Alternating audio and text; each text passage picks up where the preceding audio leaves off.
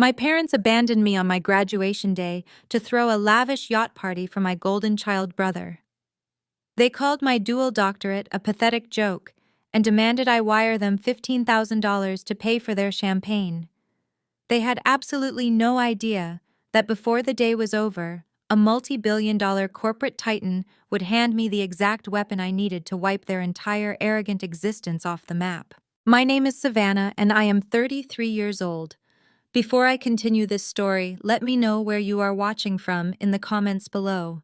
Hit like and subscribe if you have ever had to cut off toxic family members who treated your biggest achievements like absolute garbage. Growing up in a wealthy Connecticut suburb, my parents, Richard and Catherine, worshipped only one thing: money, status, and corporate power were their entire religion.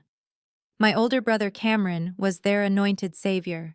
He was a flashy, fast-talking tech bro who practically lived in custom-tailored suits and threw around investor cash like it was monopoly money. I, on the other hand, was the family embarrassment. Why? Because I loved science. Because my greatest passion was healing animals and studying complex genetics. To my elitist parents, veterinary medicine was a blue-collar joke. They constantly reminded me that playing with sick dogs would never secure a prestigious seat at their exclusive country club table. Fast forward to a crisp May morning.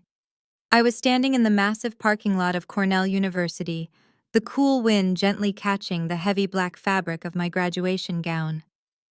This was not just a regular graduation. I was about to walk across the stage to receive a dual Doctor of Veterinary Medicine and a PhD in Genetic Biotechnology. It took me nearly a decade of sleepless nights, grueling lab hours, and surviving entirely on meager student grants. My parents had adamantly refused to pay a single cent for a degree they deemed financially worthless, leaving me to claw my way to the top of my academic field entirely on my own. I nervously smoothed down my velvet doctoral hood, scanning the sea of arriving families. I was desperately searching for my parents' luxury SUV. I had sent them the gold-embossed invitation 6 months ago. I had even used my limited savings to book them a premium hotel suite near the campus. Despite a lifetime of emotional neglect, the inner child inside me wanted so desperately to believe that today, just for one afternoon, they would show up and finally be proud of me. Then my phone vibrated in my hand. It was a text message from my mother, Catherine. I opened the message, and the harsh words on the screen hit me like a physical punch to the chest. "We are not coming to your pointless ceremony. Being a vet is the pinnacle of failure, and we refuse to be embarrassed in front of our friends by celebrating it. We are currently hosting a private yacht party for Cameron. He just closed a massive new funding round for his tech startup. Wire $15,000 to his account immediately to cover the champagne. Consider it back rent for us raising you." I stared at the glowing screen, my vision blurring with hot, angry tears. I was breathing heavily, trying to process the staggering cruelty of her words. My own mother was blowing off the culmination of my life's work for a boat party, and having the sheer audacity to charge me for their expensive liquor. My hands shook violently as I pressed the call button. The phone rang twice before someone finally answered. It was not my mother. Over the loud, thumping bass of party music and the clinking of crystal glasses, my father Richard barked aggressively into the receiver. "What do you want, Savannah?" he snapped. "We are busy celebrating actual tangible success over here." I swallowed hard, trying with all my might to keep my voice from cracking. "Dad, it is my graduation day. I am about to get my doctorate. You promised you would be here." Richard let out a loud, mocking laugh that echoed cruelly through the phone speaker. "What is there to celebrate about treating sick dogs? You have wasted a decade of your life playing in a petting zoo. Your brother is dealing with elite hedge funds. He is securing millions in corporate capital. That is what a real career looks like. I earned a PhD. Dad," I pleaded. The last pathetic shred of the daughter who just wanted her father's love was desperately fighting to survive. "I did it completely on my own. I did not ask you for anything. And you are still a broke embarrassment." Richard sneered, his voice dripping with pure, unadulterated disgust. "Did you wire the $15,000 yet? Your brother needs to entertain his wealthy investors." Send the money right now or lose our number for good." He did not wait for a response. The line went dead with a sharp click. I stood completely alone in the crowded parking lot, surrounded by joyful families hugging their smiling graduates. I reached into the hidden pocket of my graduation gown and pulled out a crisp folded cashier's check. It was a check for exactly $15,000. I had saved up every extra penny from my university stipend over the last 2 years to give them that money today. I had intended it to be a massive thank you gift for raising me a peace offering to finally earn their respect. I looked down at the check, then I looked at the dark, silent screen of my phone. The desperate approval-seeking girl inside me died right then and there on the asphalt. I took the thick paper between my fingers and slowly, deliberately tore it right down the middle. I stacked the halves and tore it again. I kept tearing until the $15,000 gift was reduced to tiny, worthless shreds of confetti. I opened my hand and let the pieces fall, watching them scatter wildly in the wind. I promised myself right there in the Cornell parking lot that this was the absolute last time Richard, Catherine, and Cameron would ever trample on my dignity. I turned off my phone, adjusted my doctoral cap, and walked toward the stadium with my head held high. I had absolutely no idea that in just a few short hours, a sleek armored vehicle would pull up to the curb and a billionaire stranger would hand me the ultimate weapon to destroy my family's fraudulent empire. The roar of the university stadium hit me like a physical wave as I walked through the massive double doors. Thousands of people packed the bleachers, cheering wildly for their children, siblings, and friends. I found my seat among the doctoral candidates, a sea of velvet hoods and heavy academic regalia. As the ceremony dragged on, I watched my peers constantly checking their phones, waving frantically to their proud parents in the stands, and wiping away tears of joy. I sat perfectly still, my phone turned off, and buried deep in my pocket. I did not need to check it. I already knew exactly where my family was. They were standing on the polished deck of a rented luxury yacht, drinking expensive champagne and toasting to my brother's fraudulent tech success, entirely unbothered by my absence. When the university dean finally approached the massive wooden podium to announce the highest academic honors, the stadium quieted down. Then my name echoed through the massive speakers, vibrating in the crisp afternoon air. Dr. Savannah receiving a dual Doctor of Veterinary Medicine and a PhD in Genetic Biotechnology. The applause was deafening. I stood up, feeling the immense weight of the velvet hood resting on my shoulders. Every single grueling all-nighter, every skipped meal, every moment of crushing financial stress had led to this exact second. As I walked across the expansive wooden stage, my eyes instinctively scanned the VIP seating section where my parents were supposed to be sitting. The 4 premium seats I had reserved months in advance were completely empty. A few hours ago, that sight would have shattered my heart into a million pieces. But standing under the bright stage lights, grasping the heavy leather binder containing my hard-earned diplomas, I felt absolutely nothing but a profound, icy liberation. The heavy chains of their toxic expectations had finally snapped. I shook the dean's hand, smiled brightly for the official university photographer, and walked off the stage as a completely free woman. Once the closing remarks finished and the sea of graduates erupted into chaotic celebration, I did not linger.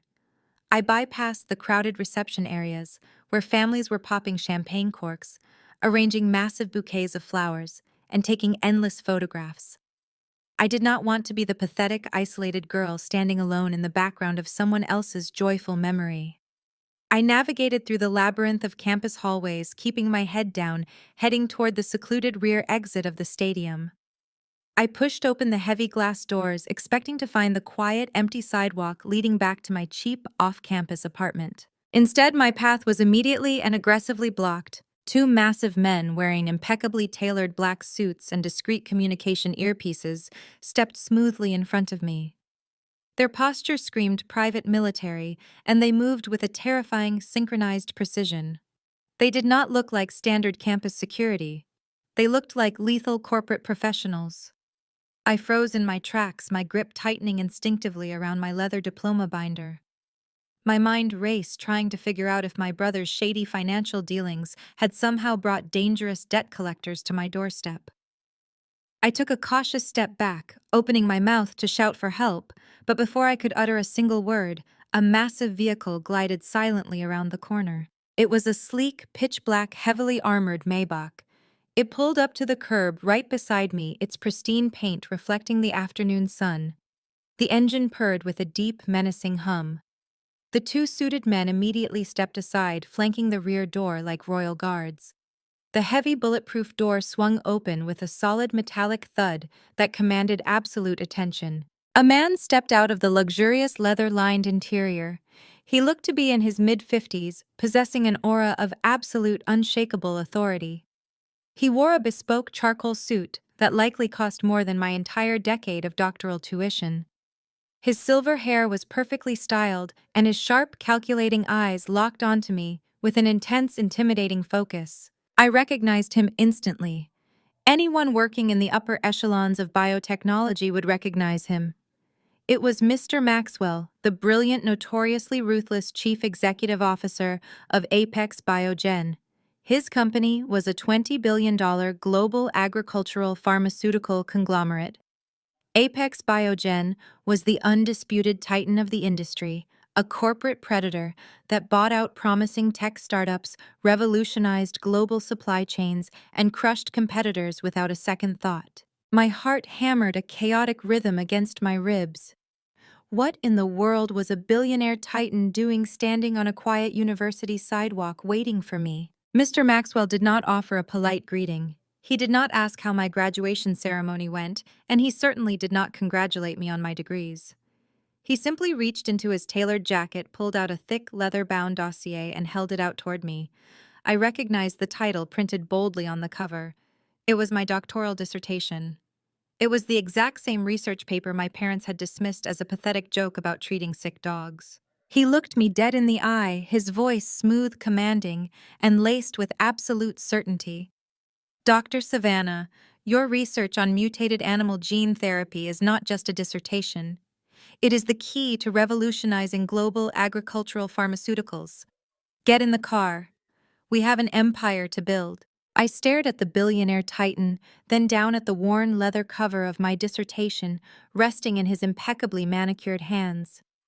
A normal person might have hesitated, paralyzed by the sheer absurdity of the situation. But I was not a normal person anymore.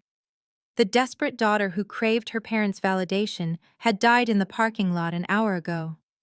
The woman standing on the curb was a scientist who knew the exact staggering value of her own intellect. I did not ask a single question. I simply gathered the heavy folds of my graduation gown, stepped into the plush leather-lined interior of the armored Maybach, and let the heavy door slam shut behind me. The ride to the Apex Biogen headquarters was a masterclass in corporate efficiency.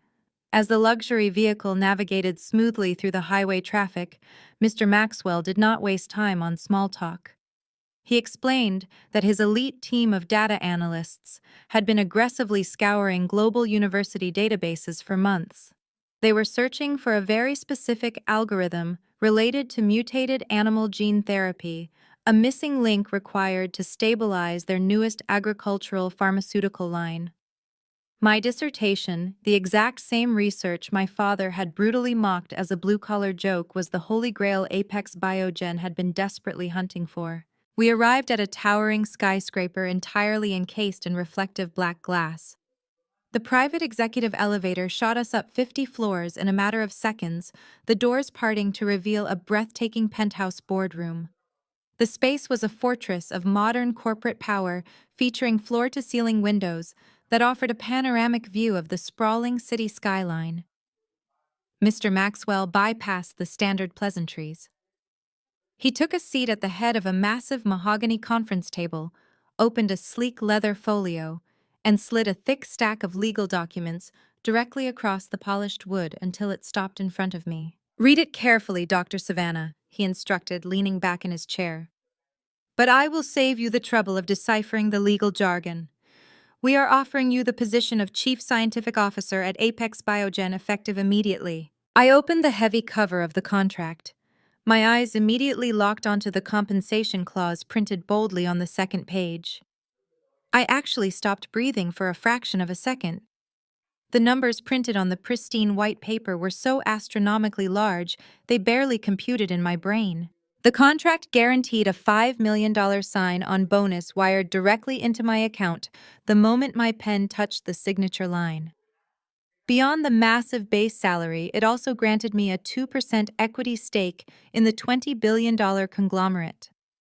My parents had spent my entire life belittling my career choice, demanding I pay them $15,000 just to justify my existence. Now a billionaire was handing me hundreds of millions of dollars in generational wealth simply for being the smartest person in the room. There is a catch, of course. Mr. Maxwell continued, his sharp eyes tracking my reaction. I am not just hiring you to sit in a pristine laboratory and run genetic sequencing. Apex Biogen is currently in the middle of a massive aggressive expansion phase. We are buying out tech and biotech startups left and right to consolidate our market dominance. However, our mergers and acquisitions department is currently run by financial executives who do not understand the actual science behind the companies they are purchasing. They are buying flashy garbage based on bloated financial projections. He leaned forward, tapping a single finger on the mahogany table. I am giving you absolute veto power over the entire mergers and acquisitions department regarding any biotech or agricultural tech startups. You are the ultimate gatekeeper, Dr. Savannah. No company gets bought, no startup gets a bailout, and no CEO gets a payout unless you personally review their technology and sign your name on the approval form. You have total, unrestricted executive authority. I looked down at the contract. The sheer terrifying magnitude of the power he was handing me was intoxicating. I picked up the heavy gold fountain pen resting next to the folio. My hand did not shake. I signed my name with sharp, deliberate strokes, officially binding myself to the Apex Biogen empire. Excellent, Mr. Maxwell said, a rare, genuine smile crossing his face as he collected the signed documents. Let us get straight to work. The M&A department has a massive backlog of desperate startups, practically begging for an Apex buyout. Most of them are running out of capital and facing imminent bankruptcy. I need you to review the top-tier priority files right now and tell me which ones are actually worth our time and which ones we should let burn to the ground. He slid a towering stack of glossy pitch decks and financial dossiers across the table. I took off my doctoral cap, tossed it onto the empty chair beside me, and pulled the first file toward me. I opened the cover, my eyes scanning the executive summary with the clinical analytical precision I had honed over a decade of rigorous academic research. The first few pitch decks were exactly what Mr. Maxwell had described. Flashy presentations masking weak technology and severely bloated valuations. I tossed them into the rejection pile without a second thought. But as I pulled the fourth thick folder from the center of the stack, my hand suddenly froze, hovering over the glossy cover. The company logo stamped on the front of the pitch deck was incredibly familiar. I opened the file and stared at the executive summary. The financials were an absolute disaster. The startup was hemorrhaging cash at a terrifying rate, taking on massive amounts of toxic debt, and the technology they were trying to sell was entirely fraudulent. The proposal was not a confident business pitch. It was a desperate, panicked plea for a corporate bailout to avoid total financial annihilation and potential federal investigation. My eyes drifted down to the bottom of the page, locking onto the signature of the chief executive officer, begging Apex Biogen for a $50 million lifeline. The company was named Aegis Tech. The CEO was Cameron, my brother, the arrogant golden child who was currently standing on a rented luxury yacht, drinking expensive champagne and celebrating a fake financial victory while my parents cheered him on. He was secretly drowning in debt, and he had absolutely no idea that the ultimate judge, jury, and executioner, holding the power of life and death over his entire fraudulent existence, was the very same sister he had just discarded in a parking lot. I stared at the glossy cover of the Aegis Tech pitch deck, the sheer irony of the universe completely washing over me. My brother was not a tech titan. He was a desperate fraud drowning in a sinking ship, begging the very company I now controlled to throw him a life raft. But the financial numbers in the dossier were too catastrophic to be simple mismanagement. There was active malice hidden in these spreadsheets. I needed the raw, unfiltered truth about exactly how deep Cameron had buried himself before I orchestrated my next move. There was only one person inside his inner circle with the intellect to see through his lies: his wife. I sent a secure, encrypted message to Nia, my African-American sister-in-law. Nia was a brilliant forensic accountant who had sacrificed her own rising corporate career to play the role of the perfect supportive tech wife to my brother. While my parents treated me with absolute disdain, Nia had always offered me quiet, unspoken solidarity. Within minutes of receiving my message, she agreed to meet me at a dimly lit, secluded coffee shop on the industrial edge of the city, miles away from the prying eyes of my parents' elite social circles. I arrived early, securing a dark corner booth away from the windows. When Nia walked through the heavy wooden door, my breath caught in my throat.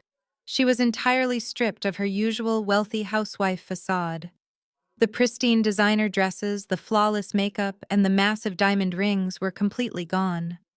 She wore a simple beige trench coat over an oversized gray sweater. Her eyes carried the heavy, hollow exhaustion of a woman who had not slept peacefully in months. She slid into the booth across from me, glancing nervously over her shoulder before reaching deep into her coat pocket. She pulled out a small, encrypted USB drive, placed it on the scratched wooden table, and slid it directly into my hand. Her fingers were trembling. "You look entirely different," Savannah Nia said, her tired eyes scanning my sharp posture and the quiet confidence radiating from me. "You look like you finally woke up from a terrible nightmare." I slipped the silver drive safely into my bag. "I woke up this morning, Nia. Now I need you to tell me exactly what is on this drive." Nia took a shaky breath, leaning over the table so her voice would not travel past our booth. "It is a complete house of cards, Savannah. Cameron is not just running a failing startup, he is running a massive, highly illegal Ponzi scheme. I started digging into his private accounts last month when the math on our personal taxes stopped making sense. He burned through tens of millions of dollars of investor capital playing the cryptocurrency markets, trying to chase astronomical returns to cover his initial operational losses. When the crypto market crashed, he lost every single penny. He has been paying off his early investors with the capital he raised from his newest funding rounds just to keep the illusion alive. I felt a cold knot tighten in my stomach. The yacht party. He was literally popping expensive champagne funded by stolen money while staring down the barrel of a federal investigation. He was accepting the applause of my parents while actively defrauding innocent people. But Nia was not finished. She closed her eyes, a single tear escaping and tracking down her cheek. "It gets so much worse, Savannah." When he realized the corporate walls were closing in, he panicked. He needed a massive injection of untraceable cash to appease his most aggressive investors before they triggered a federal audit. So he went to Richard and Catherine. "My parents?" I asked, my voice dropping to a harsh whisper. "They do not have that kind of liquid cash. They live entirely on credit cards and the illusion of status." "Exactly," Nia replied, her tone laced with absolute disgust. "He manipulated their terrifying obsession with wealth. He convinced them that his company was days away from a $50 million buyout, but claimed he needed a temporary bridge loan to secure the final legal fees and keep the startup afloat until the ink dried. He conned your parents into taking out a second highly predatory mortgage on the family mansion. They leveraged their entire estate to hand him $3 million in cash. And Cameron immediately dumped all of it into the black hole of his corporate debts. The money is entirely gone." My mind raced. My parents had literally bet their home on the golden child. They had handed him $3 million while demanding I pay them $15,000 for raising me. They were completely blind to the fact that their favorite son was a criminal who had just destroyed their entire financial future. But Nia looked terrified for her own safety, her hands gripping the edge of the table. "He is getting desperate, Savannah. He has started forging my signature on personal financial documents to open new credit lines under my name." I am consulting with a divorce attorney and gathering this evidence for the FBI. I refuse to go down for his crimes. He thinks he is untouchable because he believes a massive corporate buyout is going to erase his debts and make him a multimillionaire by the end of the week. Nia leaned closer, the raw terror in her voice unmistakable. He is praying Apex Biogen buys his garbage company to escape federal prison, Nia whispered. He thinks their executives are stupid enough to buy his fake data. As the staggering weight of her words settled between us, my secure phone suddenly vibrated against the wooden table. The screen flared to life, illuminating the dark booth. It was a text message from my mother, Catherine. The timing was almost too poetic to be real. I opened the message. It did not contain an apology for missing my graduation. It did not ask how my day went. It simply read, "Emergency family meeting tomorrow at noon. Be there." I looked from the glowing screen to my exhausted, terrified sister-in-law. A slow, dangerous smile curved the edges of my mouth. My parents and my brother had built a fragile glass castle out of lies, theft, and overwhelming arrogance. And tomorrow at noon, I was going straight into the center of it to watch it shatter. The next day, I did not show up to my parents' sprawling Connecticut estate, looking like the exhausted, financially starved graduate student they were so accustomed to bullying. That version of Savannah was dead and buried. Instead, I walked through the heavy wrought iron gates wearing the armor of my new reality. I had purchased a razor-sharp, charcoal gray Tom Ford suit that tailored perfectly to my frame, radiating absolute corporate authority. Resting on my arm was a pristine black leather Hermes bag, a subtle but undeniable symbol of extreme wealth. My posture was straight, my chin held high, and my expression was a mask of cold, impenetrable ice. I pushed open the heavy mahogany front doors of the mansion. The interior was exactly as I remembered it. Opulent, aggressively decorated, and suffocatingly pretentious. Massive crystal chandeliers hung from the vaulted ceilings, and priceless antique rugs covered the polished hardwood floors. To an outsider, it looked like a fortress of untouchable generational wealth. But thanks to Nia, I knew the terrifying truth. I was standing inside a beautiful hollow shell that was completely leveraged to the bank. I walked into the grand living room. My heels clicked sharply against the marble floor, demanding attention with every step.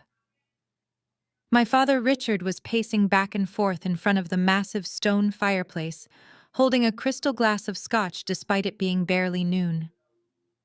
My brother Cameron was slouched on the custom white leather sofa, nervously bouncing his leg while scrolling through his phone. My mother, Catherine, sat perfectly upright in a high-backed armchair, her face pulled tight with poorly concealed anxiety. When I entered the room, they all stopped and looked at me. A normal family might have been taken aback by the staggering physical transformation of their daughter. They might have wondered how a broke student suddenly acquired tens of thousands of dollars in high-end luxury fashion overnight. But my parents' narcissism was entirely blinding. They only saw what they wanted to see. Catherine let out a sharp, condescending scoff. She looked me up and down, her lips curling into a cruel sneer. "Who are you trying to fool with the fake designer clothes, Savannah?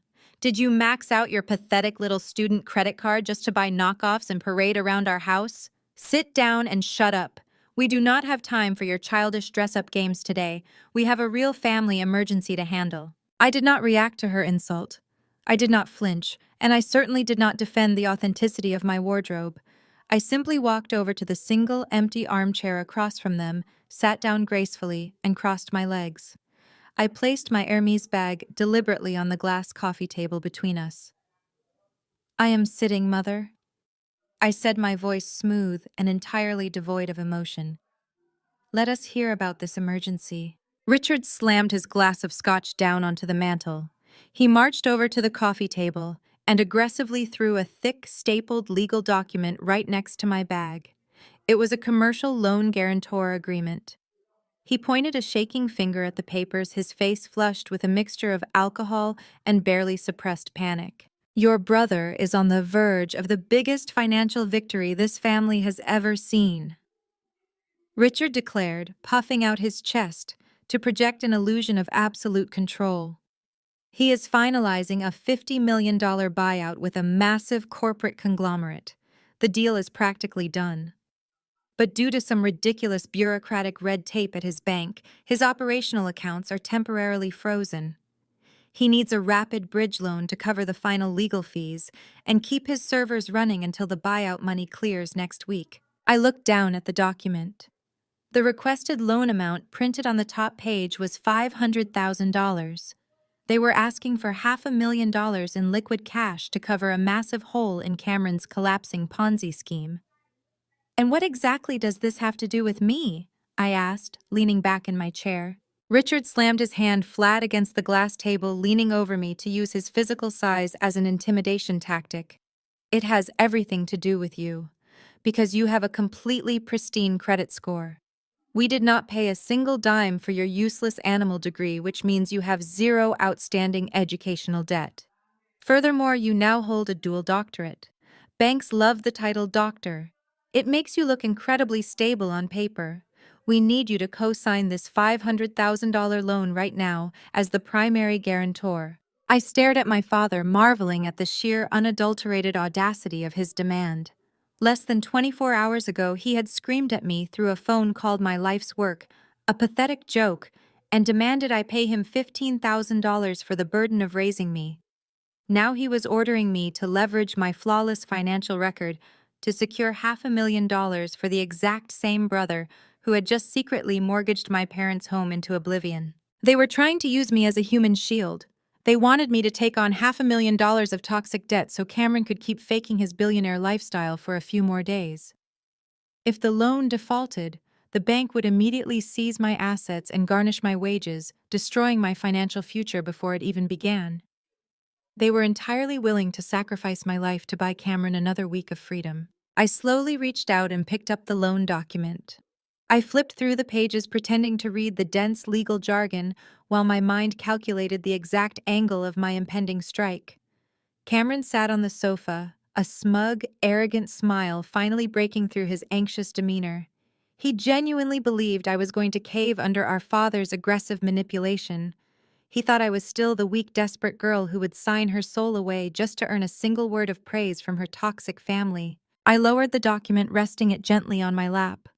I looked directly at Cameron, my eyes locking onto his. I did not scream. I did not throw the papers back in their faces. I was the chief scientific officer of Apex Biogen, and I held the absolute power of life and death over his entire existence.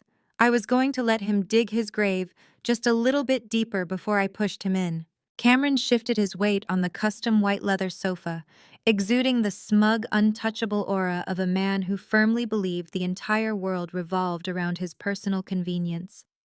He lifted his expensive Italian leather loafers and kicked his feet right up onto the pristine glass coffee table, resting them mere inches away from my designer handbag.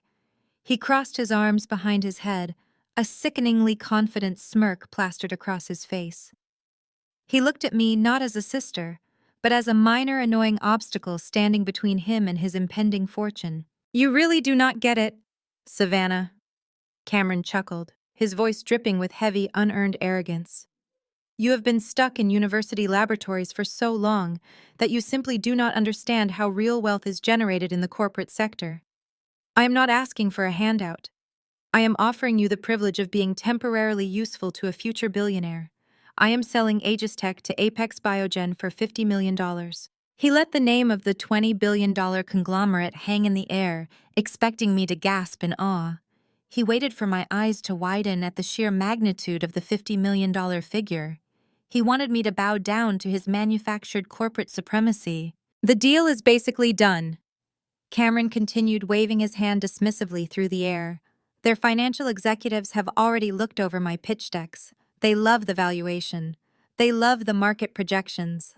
I have a final mandatory pitch meeting tomorrow morning at their downtown headquarters. I just have to sit down with their newly appointed chief scientific officer to get the final technical approval." Richard crossed his arms, nodding approvingly at his golden child. "Your brother has outsmarted the entire market," Richard added, glaring at me. "He built an empire from scratch. Once Apex Biogen wires that $50 million, he is going to pay off this bridge loan immediately." You will not lose a single dime. You just have to put your name on the paper today. I kept my face completely neutral, though internally my mind was running at light speed. The sheer blinding delusion radiating from Cameron was almost difficult to comprehend.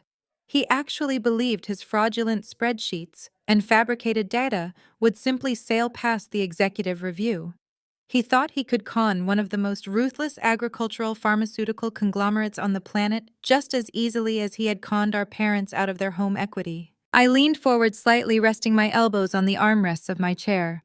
"And this new chief scientific officer?" I asked, my tone laced with mild, feigned curiosity. "You are confident you can convince them to approve the acquisition?" Cameron let out a loud, obnoxious laugh. He dropped his feet from the table and leaned forward, resting his elbows on his knees, looking at me like I was the most naive creature on earth. "It is just a formality, Savannah. Some academic lab rat they just promoted to the executive board to make their science division look good for public relations. I deal with these types of people all the time. They are socially awkward number crunchers who get easily blinded by flashy presentations and confident business jargon.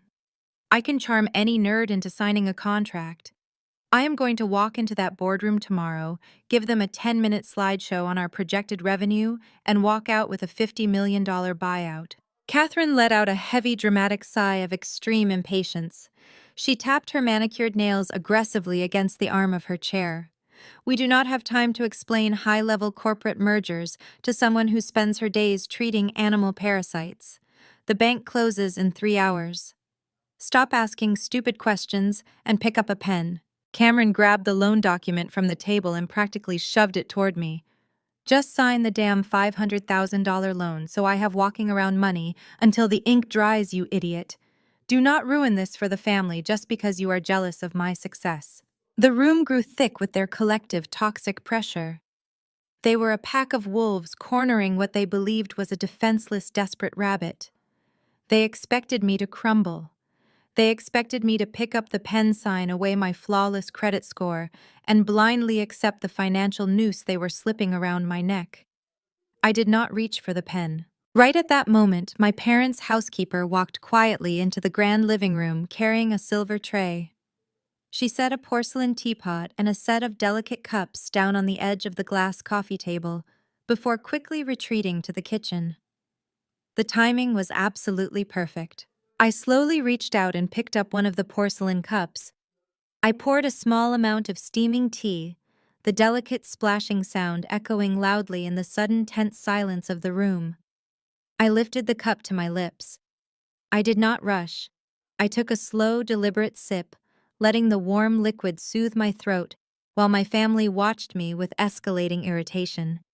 Savannah Richard barked, his face turning a dark shade of red. "Did you not hear your brother?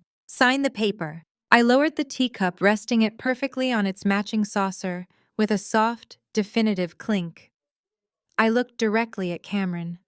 I let a slow, freezing smile spread across my face. It was not a smile of submission. It was the terrifying, calculated smile of an apex predator who had just locked the cage door from the outside. "I am not going to sign your loan, Cameron," I said, my voice smooth and entirely devoid of hesitation. Before the eruption of their outrage could even begin to form, I tilted my head slightly, my eyes piercing straight through his arrogant facade. I simply asked a single question. "Are you absolutely certain this new CSO will approve the buyout for your garbage company?" Cameron stared at me for a split second, his brain entirely misinterpreting the weight of my question. He thought I was just being a bitter, jealous sibling trying to poke holes in his magnificent corporate fantasy. He rolled his eyes, letting out a loud theatrical groan of annoyance that echoed in the cavernous living room. "Garbage company," Cameron mocked, shaking his head with a pitying smirk. "You are so unbelievably pathetic, Savannah. You have zero understanding of the modern tech industry. Aegis Tech is going to revolutionize the global market, and Apex Biogen knows it. That is exactly why they are throwing $50 million at me. You are just terrified that my massive success is going to completely overshadow your pathetic little animal clinic." Before I could even offer a calm response to his staggering delusion, the fragile, paper-thin patience of my mother entirely snapped. Catherine slammed her hand flat against the glass coffee table with such explosive, violent force that the porcelain teacups rattled sharply against their saucers. She leaned forward, her face twisting into a mask of pure, unfiltered rage. The polished, aristocratic facade she so carefully maintained for her elite country club friends completely melted away, revealing the vicious, highly toxic woman hiding underneath. "How dare you speak to your brother like that?" Catherine shrieked, her voice echoing shrilly off the vaulted ceilings of the mansion. "He is generously offering you a chance to finally be useful to this family, and you sit there giving us your insolent, ungrateful attitude. You are a complete embarrassment. We should have never let you pursue that useless science degree in the first place." I kept my posture perfectly straight, my hands resting calmly on my lap, refusing to give her the emotional reaction she was desperately trying to provoke. "I am simply looking out for my own financial security, Mother. I am not co-signing a $500,000 loan for a company I know absolutely nothing about." "You know nothing about anything," Catherine spat, pointing a manicured, trembling finger directly at my face. "Your pathetic animal doctor job will not make $500,000 in a lifetime. You play with sick dogs and cats while your brother is out here dealing with global conglomerates and venture capitalists. You are a financial parasite. We fed you, we clothed you, and we housed you for 18 long years. You owe us everything. Pay us back for raising you. Sign the damn paper right now, or I swear to God, I will publicly disown you. I will call every single family friend and tell them what a selfish, ungrateful failure you turned out to be. We will erase you from this family entirely." The threat hung heavy and suffocating in the opulent living room. Disownment, public humiliation, social exile. For my entire life, those were the ultimate terrifying weapons my parents wielded to keep me in line. They relied heavily on my desperate childhood need for their love and approval to manipulate my every move. They truly believed that the sheer terror of losing my family would force me to blindly sign away my financial future and take on $500,000 of toxic debt. Richard crossed his arms, standing tall next to the grand stone fireplace, nodding in firm agreement with my mother. "You heard her, Savannah. This is your absolute last warning.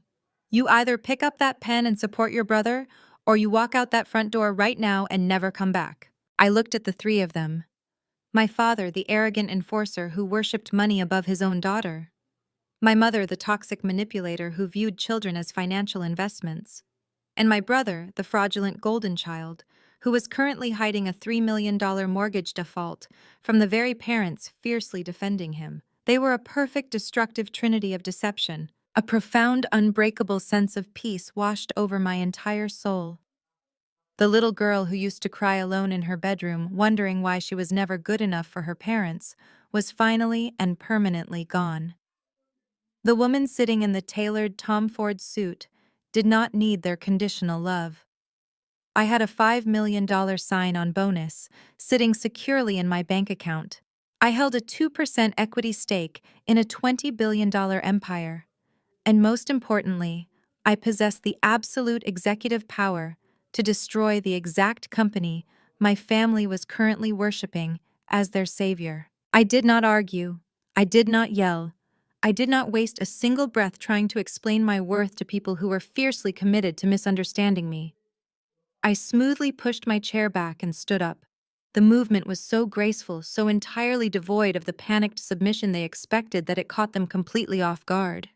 I reached down and picked up my pristine black Hermes bag from the glass table.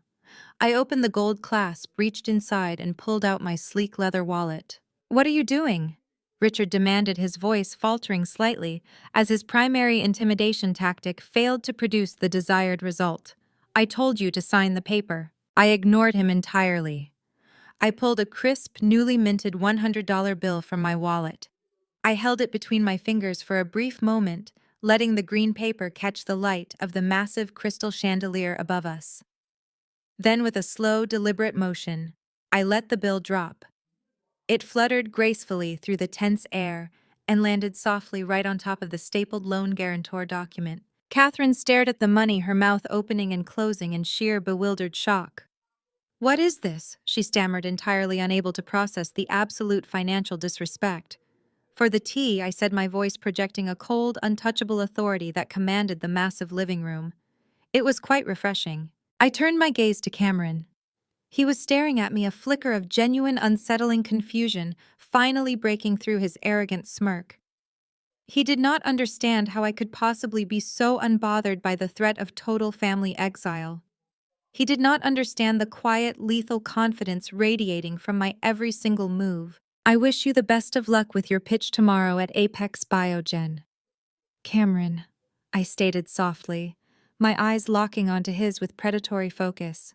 I have a feeling it is going to be an incredibly memorable meeting. I did not wait for his response. I turned on my heel, the sharp click of my stilettos sounding like a ticking metronome as I walked confidently across the polished marble floor. I headed straight for the heavy mahogany front doors, leaving the toxic, suffocating atmosphere of my childhood home behind me forever. As my hand grasped the cool metal of the door handle, the brief, stunned silence in the living room abruptly shattered. Cameron burst into a loud, obnoxious fit of mocking laughter. "Let her go!" Cameron yelled, his voice carrying clearly down the grand hallway, completely dripping with false bravado. "Let her go back to her pathetic little clinic. We do not need her. By tomorrow afternoon, I am going to be a multimillionaire tech titan, and she is going to be begging us for a handout. Do not answer her calls when she realizes what she just walked away from." I pushed the heavy door open and stepped out into the crisp, sunlit afternoon. I walked down the sweeping driveway toward my waiting private driver, Cameron's delusional laughter still echoing faintly behind me. He was utterly convinced he held the winning hand. He was entirely certain that tomorrow morning would bring him limitless wealth, corporate glory, and total vindication. He had absolutely no idea that the executioner's block was already rigged. The blade was freshly sharpened, and my hand was the only one resting firmly on the release lever. The heavy doors of the armored Maybach sealed me inside a vault of quiet luxury, cutting off the faint, pathetic sound of my brother's delusional laughter. My private driver navigated smoothly away from the sprawling Connecticut estate and merged onto the highway, heading straight back to the towering black glass headquarters of Apex Biogen. I did not feel a single ounce of guilt for walking away from my parents. The emotional umbilical cord was permanently severed. My mind was entirely focused on the impending corporate execution. When I stepped out of the private executive elevator onto the 50th floor, the atmosphere of the penthouse boardroom was electric with high-stakes corporate energy. Mr. Maxwell was already waiting for me. He stood by the massive digital smartboard, holding a sleek tablet. He had granted me absolute veto power over the mergers and acquisitions department, but as a seasoned billionaire titan, he was deeply invested in watching how his new chief scientific officer handled a hostile threat. I walked over to the mahogany conference table, opened my designer bag, and pulled out the encrypted USB drive Nia had given me at the coffee shop. I handed it directly to Apex Biogen's lead data analyst, who was standing quietly in the corner of the room.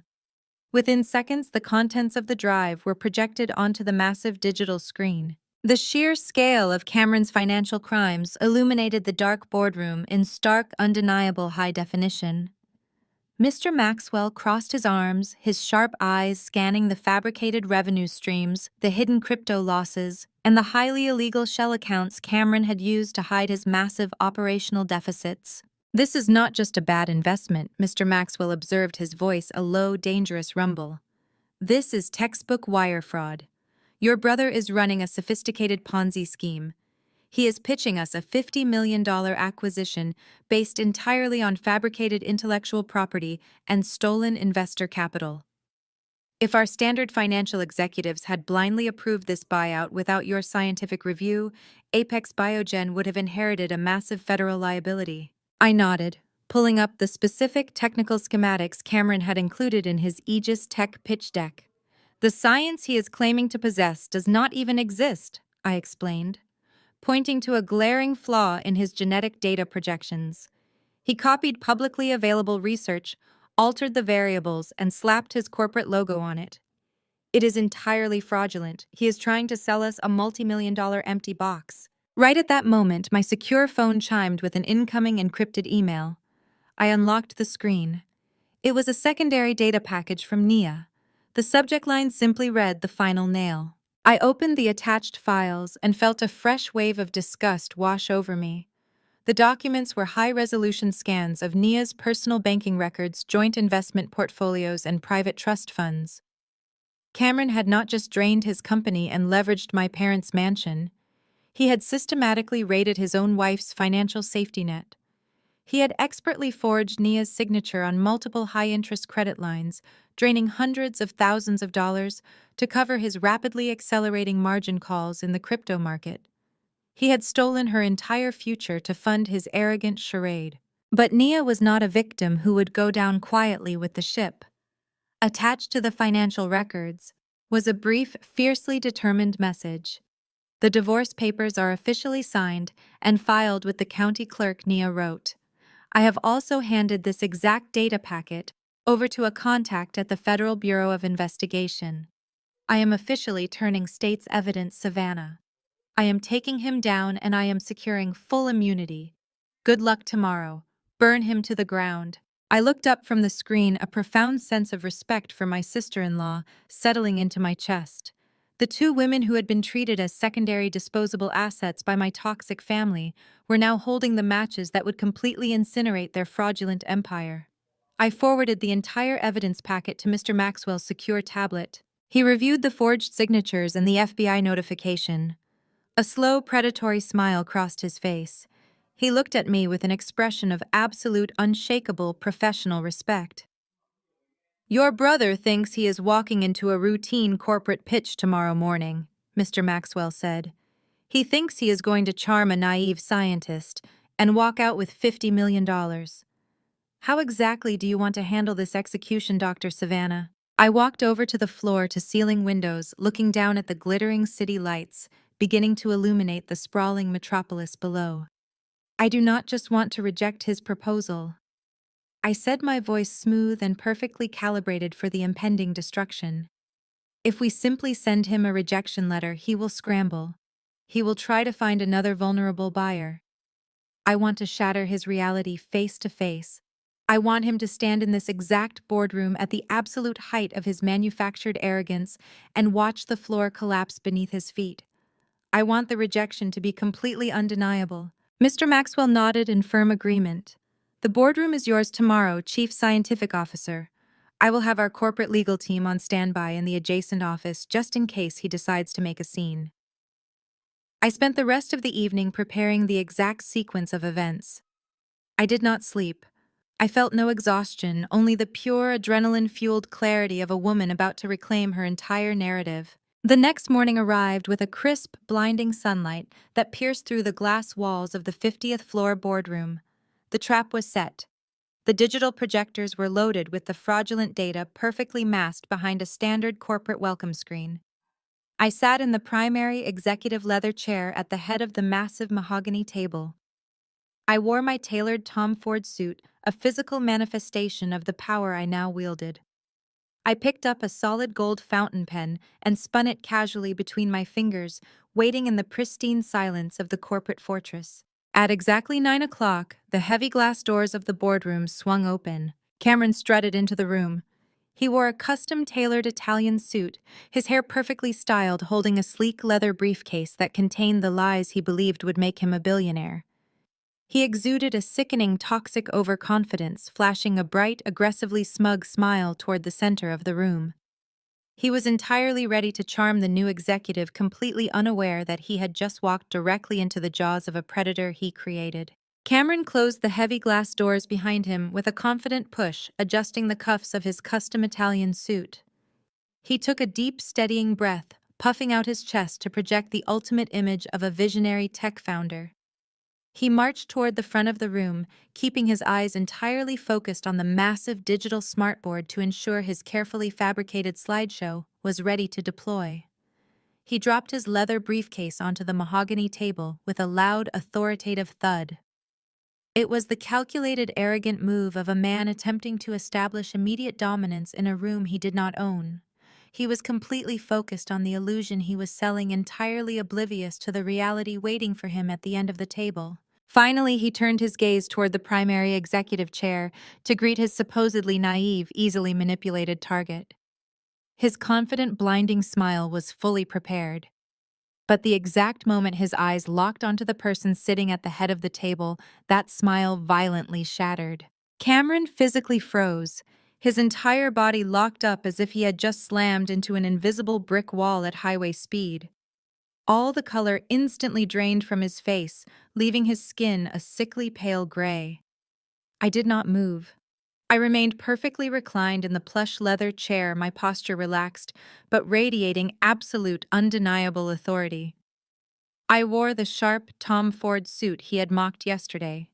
I continued to casually spin the solid gold fountain pen between my fingers, letting the rhythmic metallic glint catch the bright morning sunlight pouring through the floor-to-ceiling windows. I watched the gears in his brain violently grind to a halt.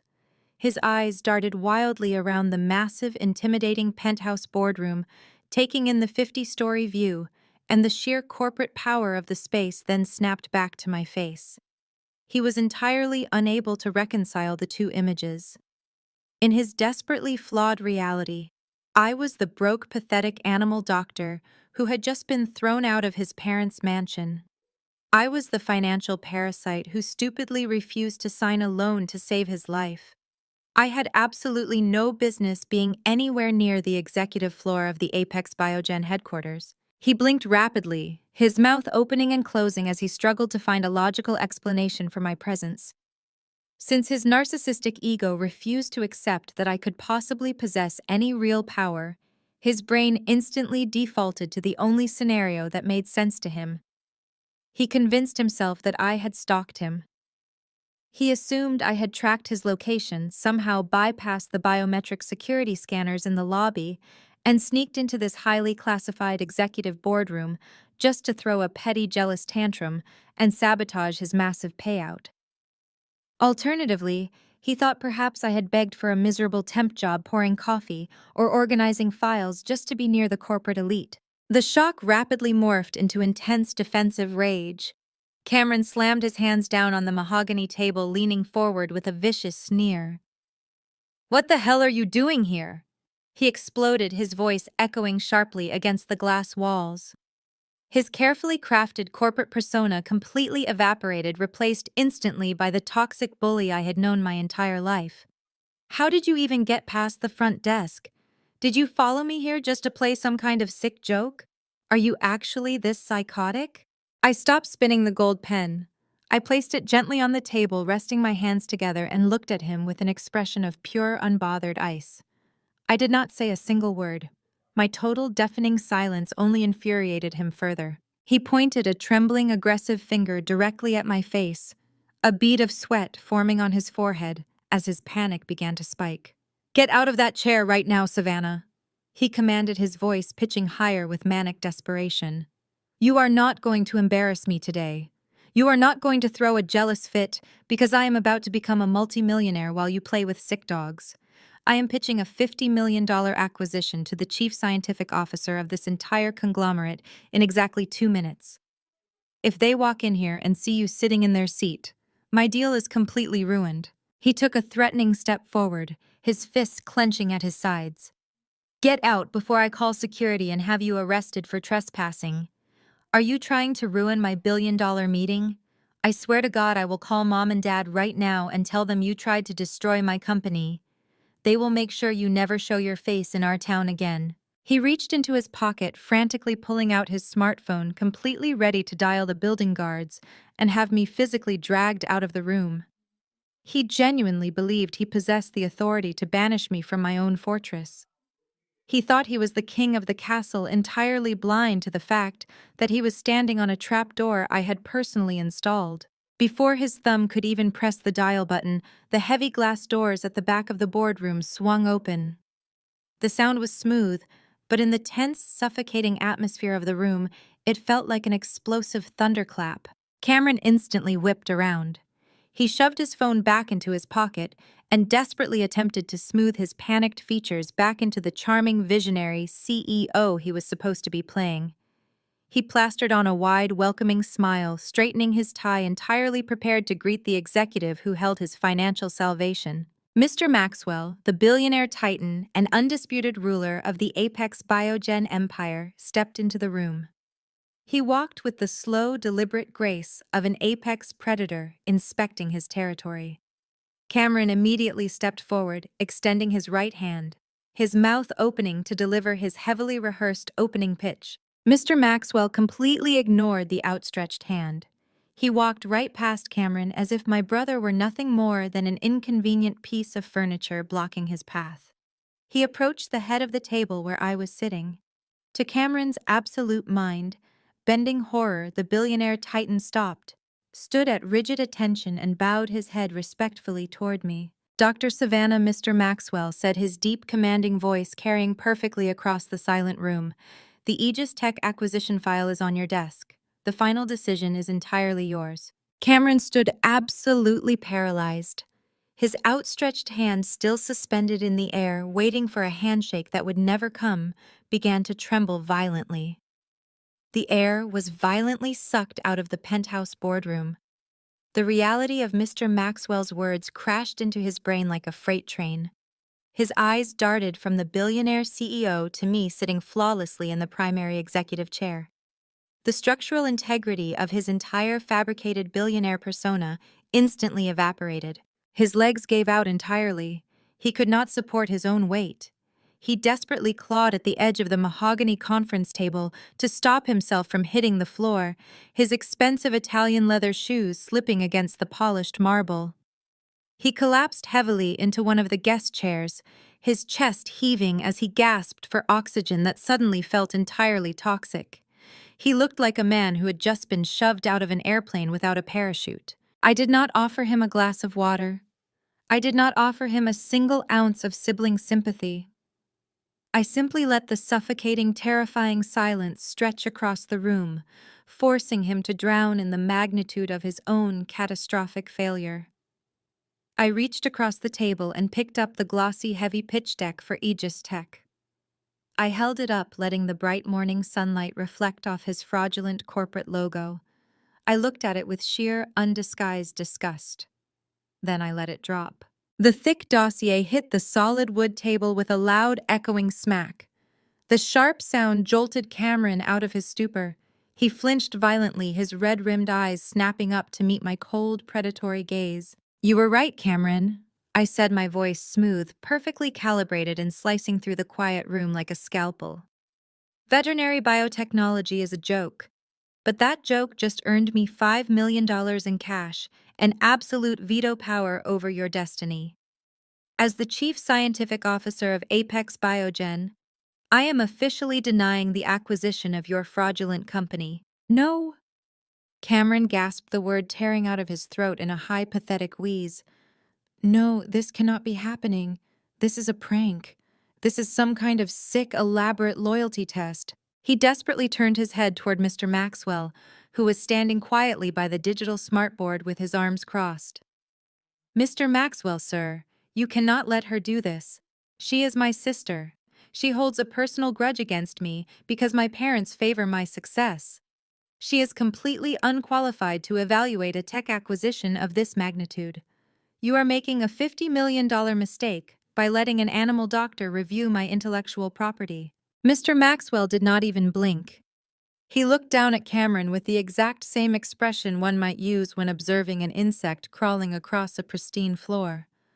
"Dr. Savannah possesses a dual doctorate and a level of scientific intellect you could not possibly comprehend," Mr. Maxwell replied, his tone laced with absolute 0 degrees of mercy.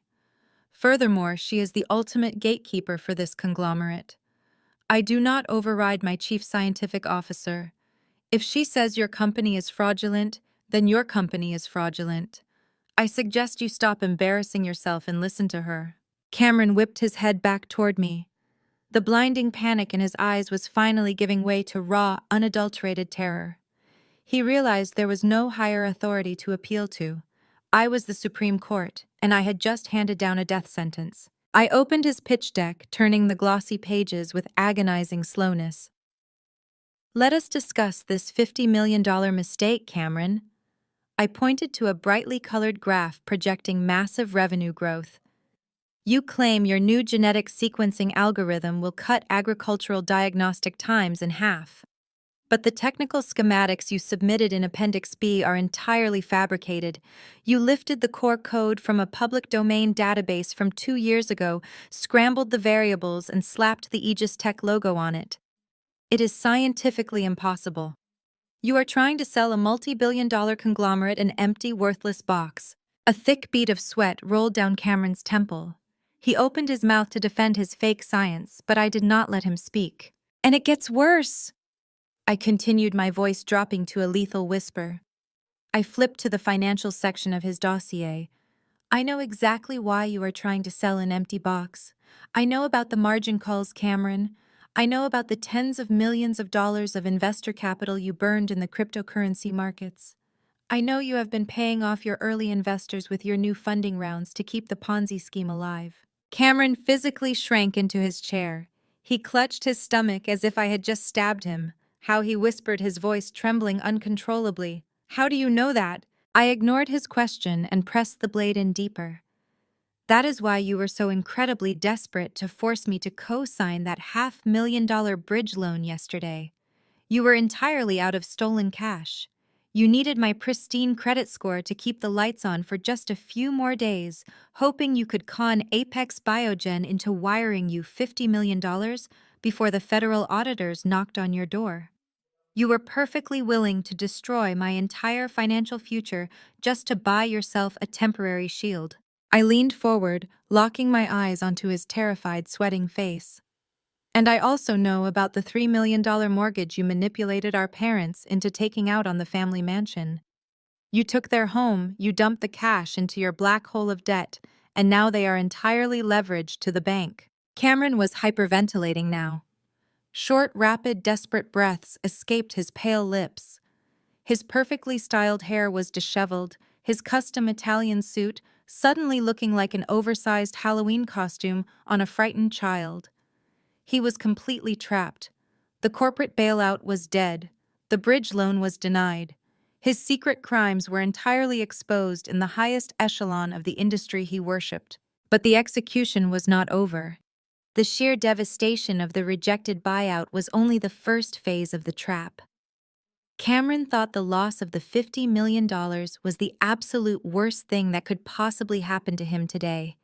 He had absolutely no idea that the real architect of his destruction was waiting just outside the boardroom doors, holding the final inescapable federal nail to his coffin. Cameron stared at me, the terrifying reality of his complete exposure finally breaking the last fragile threads of his sanity. The arrogant, untouchable tech CEO vanished, entirely replaced by a desperate, cornered animal. His breathing became incredibly erratic, his chest heaving as if the oxygen in the room had suddenly turned to liquid glass.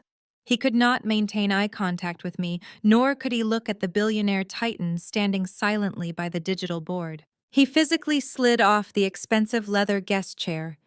His knees hit the plush carpet of the penthouse boardroom with a dull thud. He did not stand back up. Instead, he crawled. The golden child of our family. The man who had spent my entire life looking down on me from a manufactured pedestal was literally crawling across the floor toward my side of the massive mahogany table. He gripped the polished edge of the wood with white trembling knuckles, pulling himself up just enough to look me in the eyes. "Savannah, please!" Cameron begged, his voice cracking into a high, pathetic sob. "You cannot do this to me. You have to sign the acquisition paperwork. You have to approve the deal. If you reject this buyout, I am completely finished. I am going to federal prison." Tears began to stream freely down his pale face, ruining his perfectly manicured appearance. He was no longer trying to hide his crimes. The sheer terror of his impending reality forced a chaotic, frantic confession right out of his throat. "The people I took money from, Savannah, they are not just standard venture capitalists," he babbled uncontrollably. "Some of them are incredibly dangerous institutional investors. They are demanding their quarterly returns by the end of the week. If I do not wire them that $50 million Apex buyout, they are going to trigger a massive audit. The Securities and Exchange Commission will step in. The FBI will seize my servers. I will spend the next 20 years in a federal penitentiary. You have to save me. I am your brother. You cannot just sit there and watch me burn. I looked down at him, my expression completely devoid of mercy. You want me to commit massive corporate fraud, approve the purchase of a worthless company, and steal $50 million from my employer just to cover up your illegal Ponzi scheme, I summarized coldly. You want me to risk my own freedom to save the exact same brother who laughed in my face yesterday when I walked out of our parents' house. Before Cameron could open his mouth to offer another pathetic sniveling excuse, the heavy glass doors at the back of the boardroom swung open for a second time. The sharp, authoritative click of high heels echoed against the polished floorboards. Cameron frantically snapped his head around, his tear-filled eyes widening in absolute shock. Nia stepped into the room. She looked nothing like the exhausted, terrified woman I had met at the dimly lit coffee shop. She was radiant, fierce, and entirely empowered. She wore a tailored crimson-red business suit that projected absolute confidence.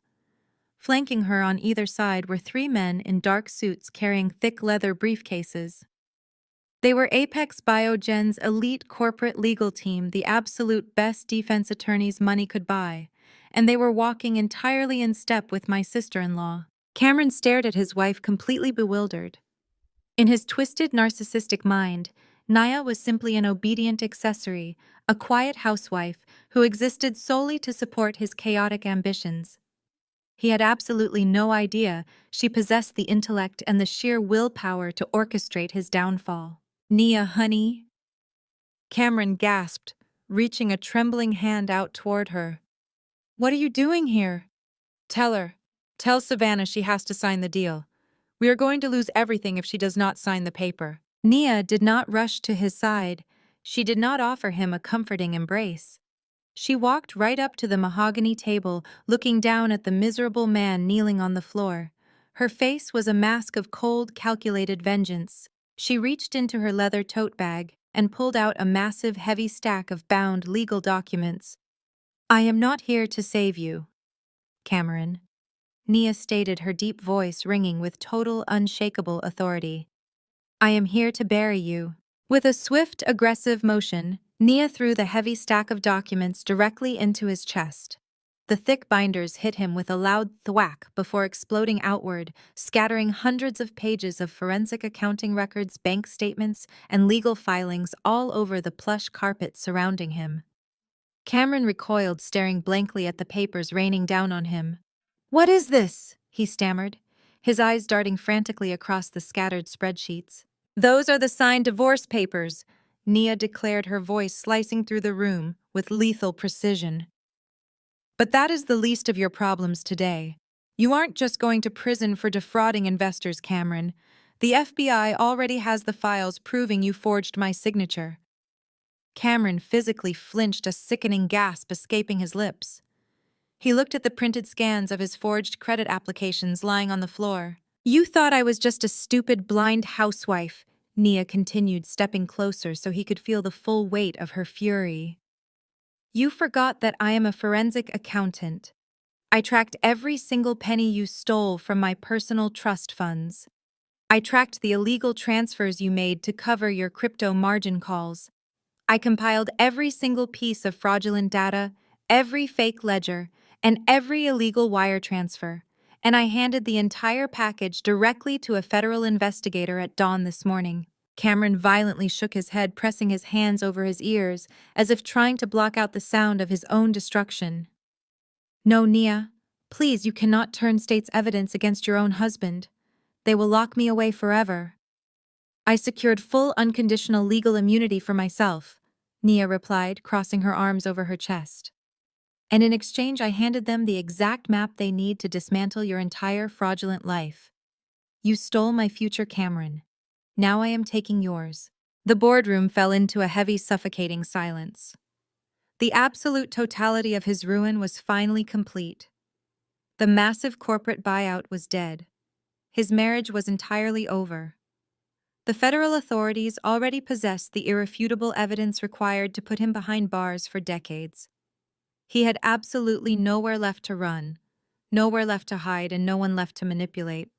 Then, cutting through the dead silence of the room, a sharp, frantic vibration echoed from Cameron's jacket pocket.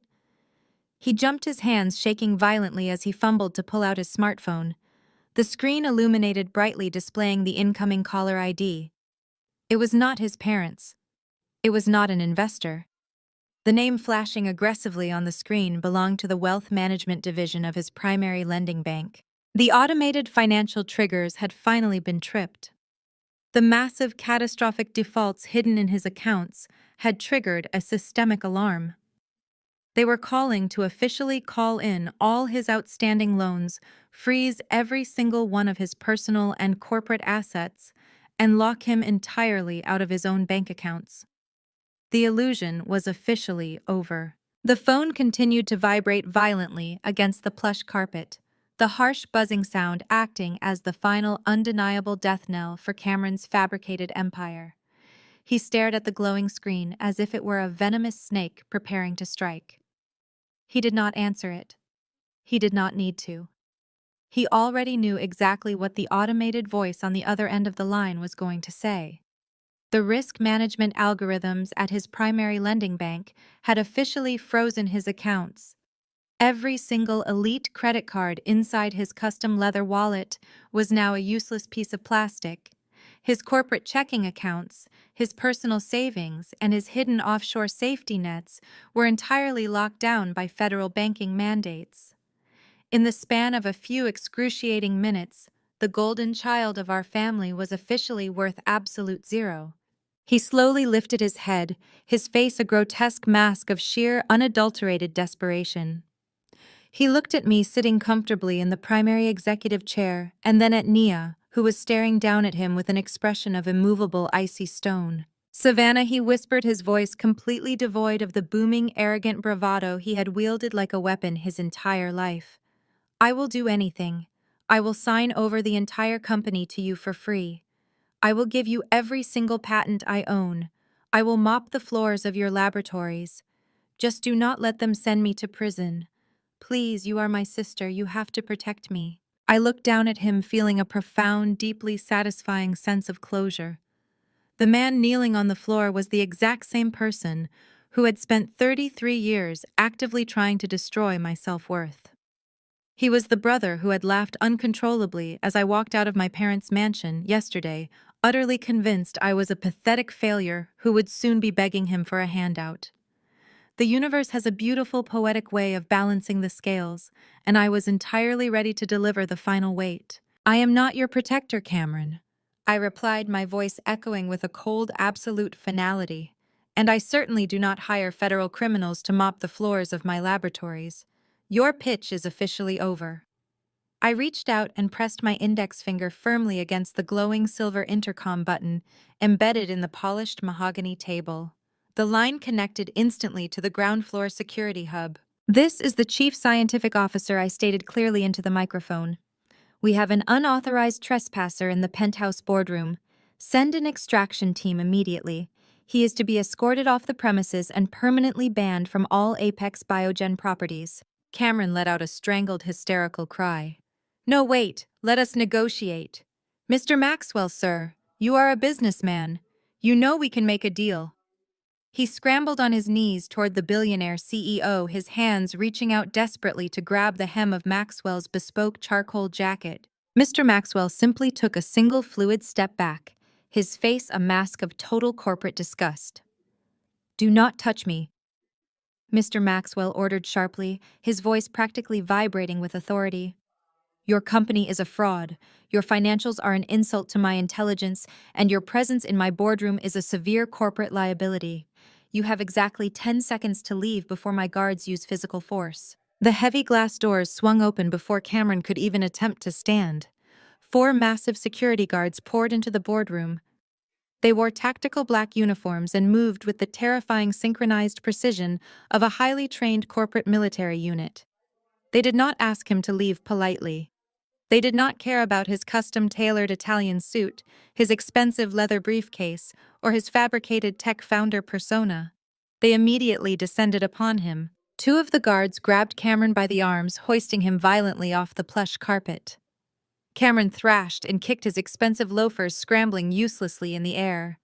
"Let go of me!" he screamed, his voice cracking hysterically. "I am a tech founder. I am a CEO. You cannot touch me. Do you know who I am?" The guards ignored his pathetic protests entirely. They dragged him backward out of the boardroom. I stood up from my chair and walked slowly to the glass doorway alongside Nia. We stood side by side, watching the golden child being hauled down the pristine, brightly lit executive corridor. Dozens of elite corporate executives, financial analysts, and legal partners stepped out of their glass offices to watch the spectacle. The high society tech genius was reduced to a sobbing, kicking toddler, being physically removed from the absolute epicenter of global power. He was dragged into the executive elevator, the polished steel doors sliding shut on his terrified, tear-streaked face, cutting off his frantic screaming. I knew exactly what awaited him at the bottom. He would be paraded through the massive, crowded glass lobby of the Apex Biogen headquarters. Hundreds of employees and visiting executives would watch him being marched out. The humiliation would be absolute, public, and entirely inescapable. Every single person in the agricultural pharmaceutical industry would know by lunchtime that Cameron was a blacklisted fraud.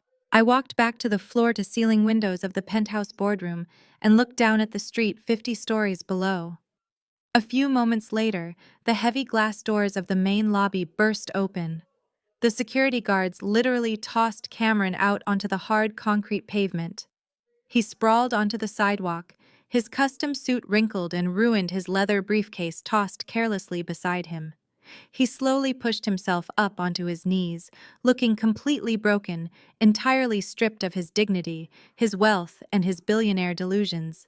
He reached into his pocket and pulled out his phone. I did not need to be down there to know it was still ringing with the relentless, aggressive demands of the federal banking authorities. He was stranded on the street, with absolutely nothing, staring up at the towering black glass fortress he had tried to conquer.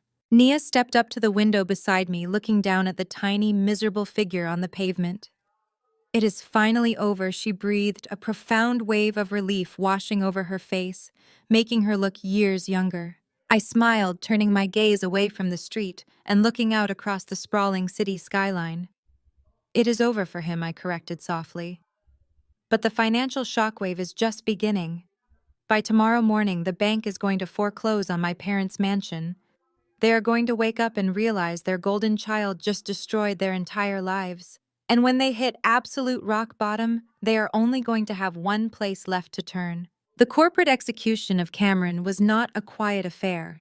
In the cutthroat world of agricultural biotechnology, blood in the water attracts immediate media attention. Less than 48 hours after my brother was physically tossed onto the concrete pavement, his entire fraudulent empire imploded. The federal authorities raided the Aegis Tech offices, seizing servers and freezing every single operational account. The financial fallout was spectacular, but it was quickly overshadowed by the announcement of Apex Biogen's newest executive appointment. By the end of the week, my face was plastered across the digital and print cover of Forbes magazine. The headline was printed in bold, undeniable gold lettering: "The $20 billion prodigy." The article detailed my dual doctorate, my groundbreaking research on mutated animal gene therapy, and the unprecedented $5 million sign-on bonus Mr. Maxwell had personally authorized to secure my talents. I was no longer the invisible, discarded daughter playing with sick dogs. I was officially corporate royalty. I knew exactly what would happen the second that magazine hit the newsstands in my parents' affluent Connecticut suburb. It took exactly 4 days for their manufactured reality to completely shatter.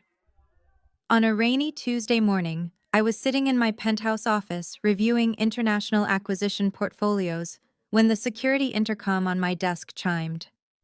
The head of lobby security sounded unusually hesitant. He informed me that 2 individuals claiming to be my parents were currently standing at the front desk, refusing to leave without seeing me. I stood up, smoothed the lapels of my tailored navy blue suit, and took the private executive elevator down to the ground floor. The main lobby of Apex Biogen was a massive, intimidating cavern of black marble and towering glass pillars. It was designed specifically to make visitors feel incredibly small. Standing in the exact center of this imposing space were Richard and Catherine. They looked entirely out of place. The sheer arrogance that usually radiated from their every movement had been completely stripped away, replaced by an aura of frantic, suffocating desperation. They were holding the most obnoxious, massive floral arrangements I had ever seen. Towering displays of white orchids and rare imported roses that reeked of absolute panic. When the silver doors of the executive elevator slid open and I stepped out, their heads snapped in my direction. The pivot was so immediate, so entirely sickening, that it belonged in a psychological textbook. Catherine practically dropped her massive bouquet of orchids on the polished marble floor. She sprinted across the lobby toward me, her arms outstretched, a mask of desperate, artificial maternal love plastered across her face. "Savannah, my beautiful girl," Catherine cried out, her voice echoing loudly and drawing the confused stares of several passing corporate analysts.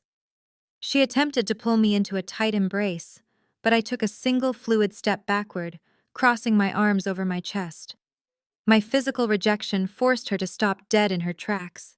She did not miss a beat. She immediately transitioned into theatrical heavy sobbing, producing entirely fake tears that threatened to ruin her expensive makeup. "We always knew you were our most brilliant child," Catherine wept, clutching her hands together in a pathetic display of pleading. "We saw the Forbes cover. We are so incredibly proud of you. You have brought so much honor to this family.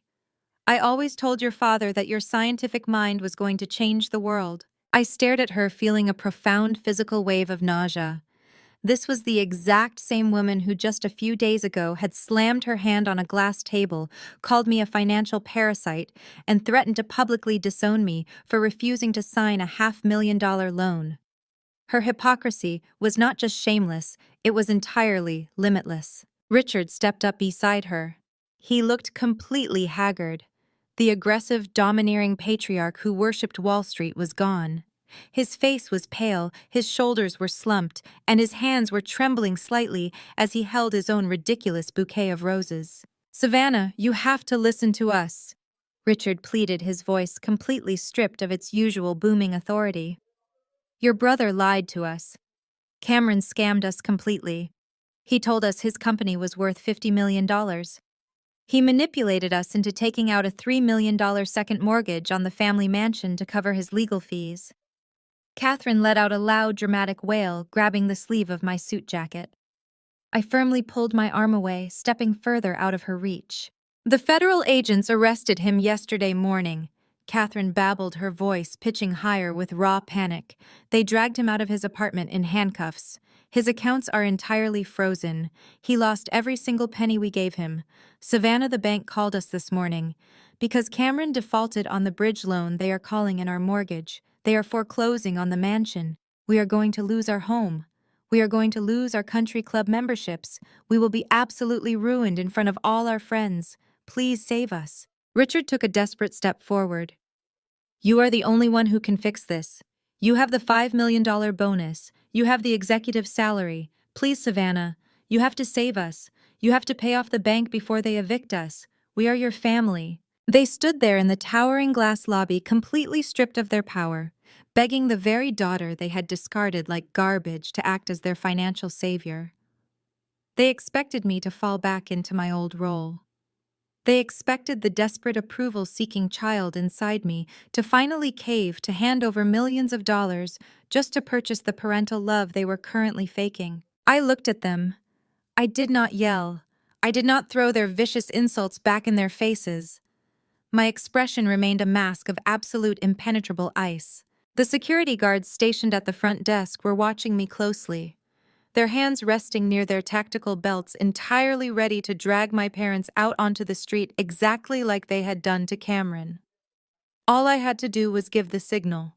All I had to do was nod my head and my parents would be physically thrown out of the building. But a simple eviction was far too easy. It lacked the absolute crushing finality they truly deserved. They needed to sign their own death warrants. I slowly lowered my arms and offered them a thin, razor-sharp smile. "I am not going to call security," I said softly, my eyes locking onto theirs with predatory focus. "Pick up your flowers. Follow me to the private elevator. I am inviting you up to my office. We are going to negotiate. The private executive elevator carried us up 50 floors in total suffocating silence. Richard and Catherine stood rigidly in the back corner of the glass-enclosed cab, clutching their absurdly large floral arrangements. I stood at the front, my eyes fixed forward on the rapidly ascending floor numbers. When the silver doors finally parted to reveal my penthouse office, I heard my mother let out a quiet, involuntary gasp. The space was a breathtaking monument to absolute corporate power. Floor-to-ceiling windows offered an unobstructed panoramic view of the entire city skyline. A massive custom-built mahogany desk dominated the center of the room, flanked by plush leather seating and abstract art pieces that cost more than my parents' current net worth. As they stepped onto the thick, pristine carpet, I watched the sheer panic in their eyes instantly morph into something entirely different. I watched the greed take over. They looked around the room, taking in the unmistakable scent of limitless wealth. In their twisted, status-obsessed minds, they suddenly believed they had won. They thought my invitation to negotiate was actually a desperate plea for reconciliation.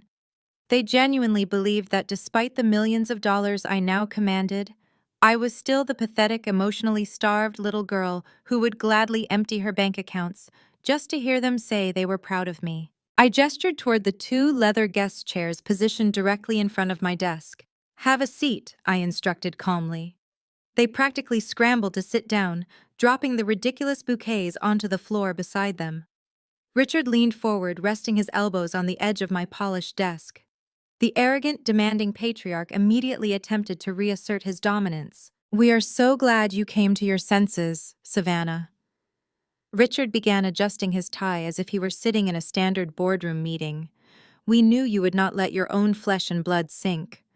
Now the bank is demanding exactly $3 million by the end of the business day to clear the lien on the mansion. We need you to initiate a wire transfer directly into our primary checking account.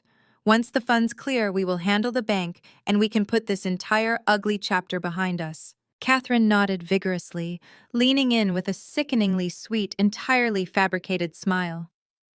"And we want to make you a promise, Savannah. We are entirely done with Cameron. He is a criminal. He lied to us, he stole from us, and he humiliated our family name." The ease with which she discarded her golden child was truly a marvel to witness.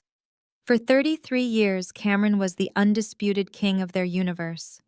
Now that his pockets were empty, and the FBI had him in handcuffs, they were throwing him under the bus without a single second of hesitation.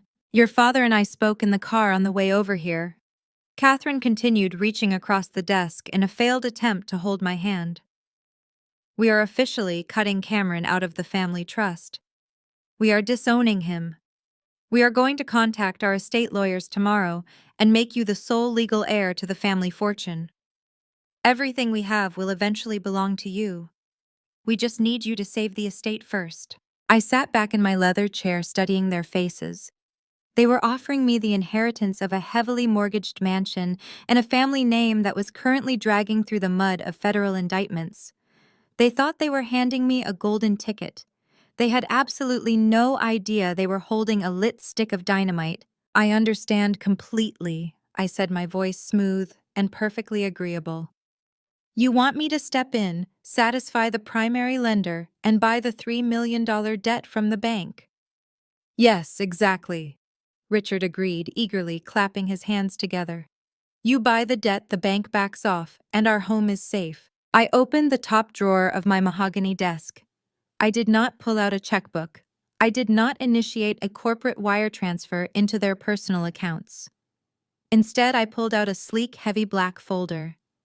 I had instructed my corporate legal team to prepare these exact documents the moment Cameron was dragged out of the building, knowing with absolute certainty that my parents would come crawling to my doorstep the second the bank threatened their precious social status. I slid the black folder across the desk until it rested perfectly between them. I opened the cover, revealing a thick stack of legal contracts printed on heavy watermarked paper. "If I'm going to assume a $3 million liability, we have to do this entirely by the book," I explained, tapping my manicured nail against the top page. The bank requires a formalized transfer of liability. These documents will allow me to legally purchase the lien directly from the lender, clearing your names from the immediate default registry.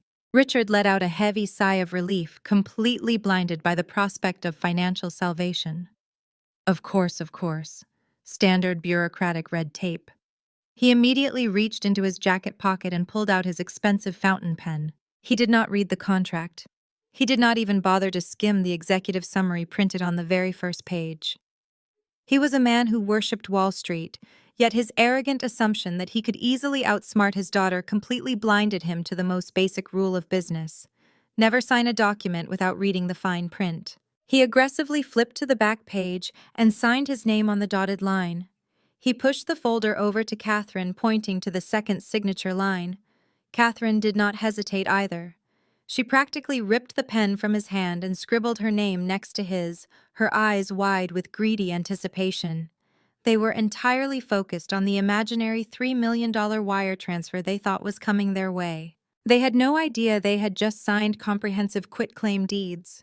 They had no idea they had just authorized a total unconditional transfer of property assets. They had legally surrendered every single right, title, and interest they held in the Connecticut mansion directly over to me. "There you go," Richard said, leaning back in his chair with a smug, victorious sigh capping his fountain pen. "All signed and legally binding. Now how quickly can you process that wire transfer? The bank is expecting our call."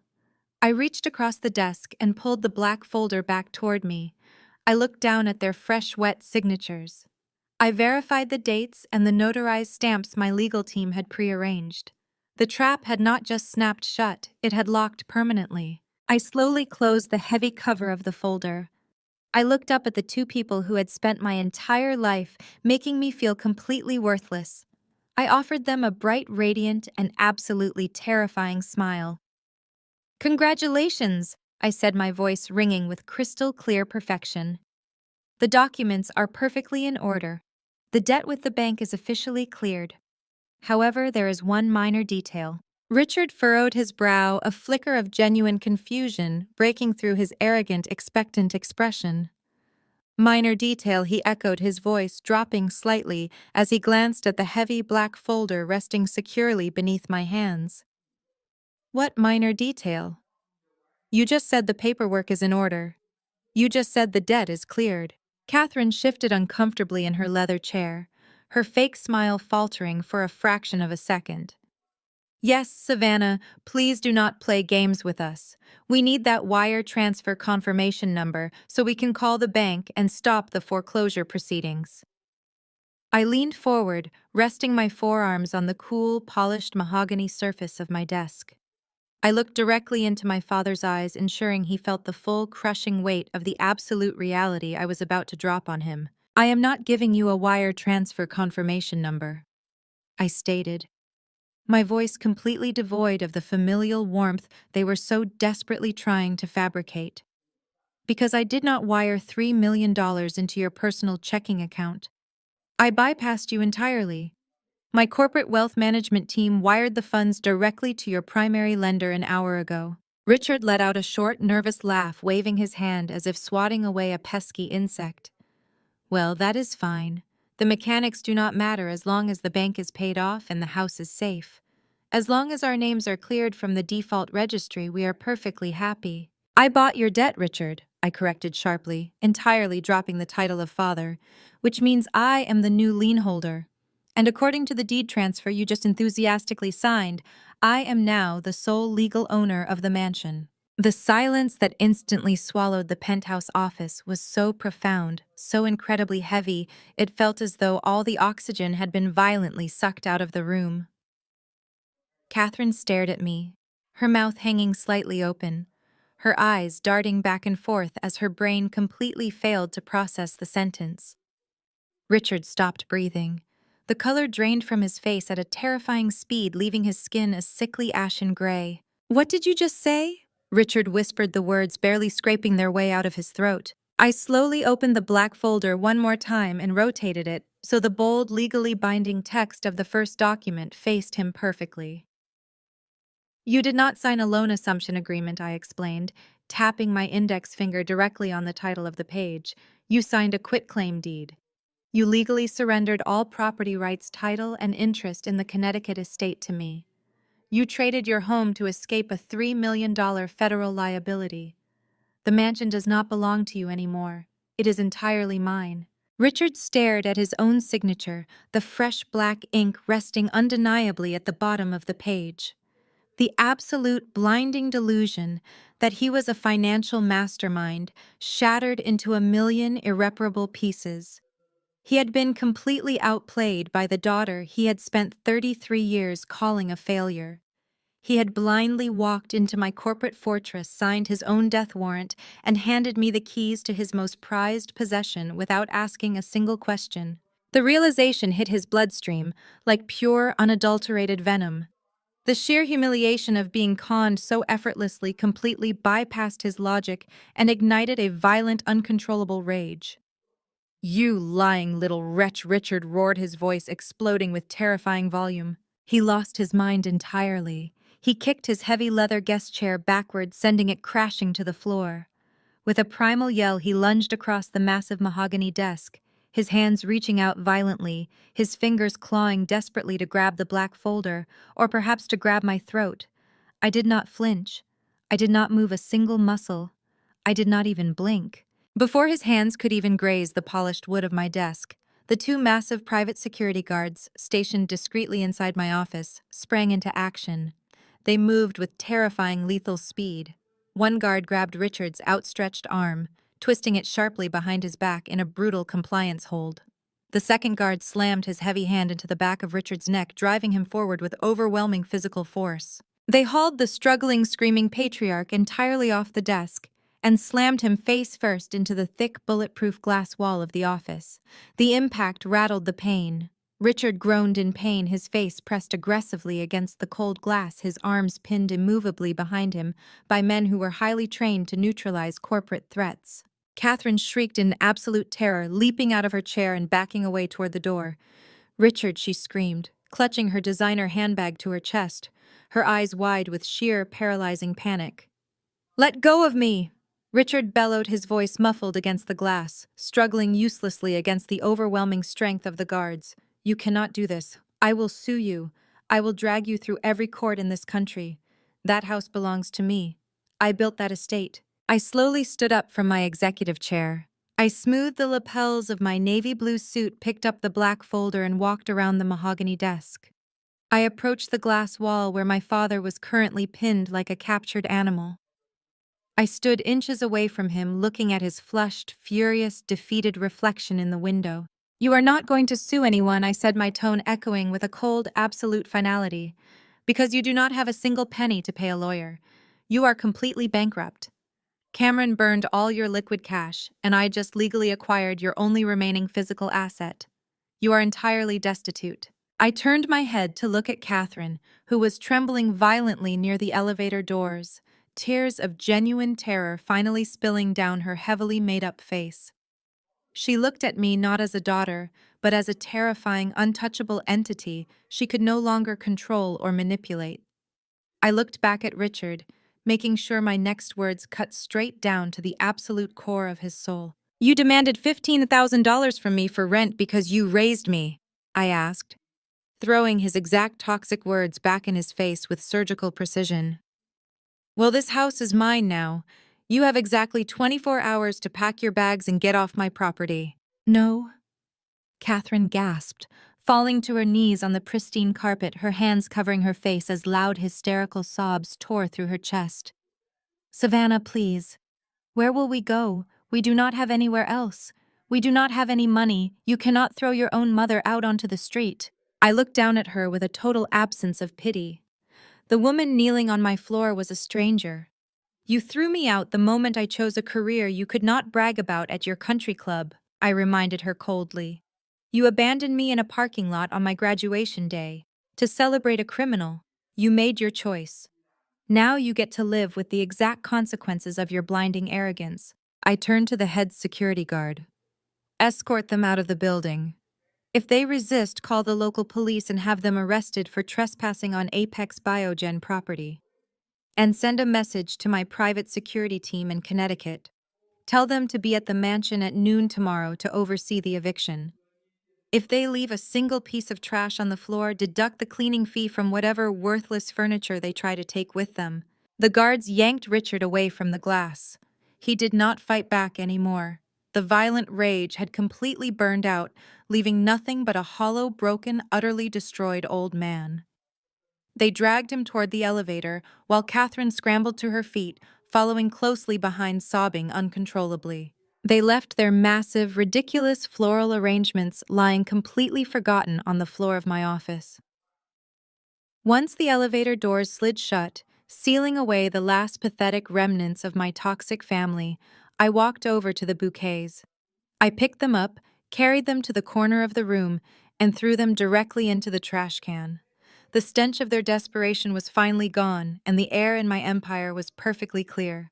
The stench of their desperation was finally gone, and the air in my empire was perfectly clear. The very next day at precisely noon, my private security team arrived at the sprawling Connecticut estate.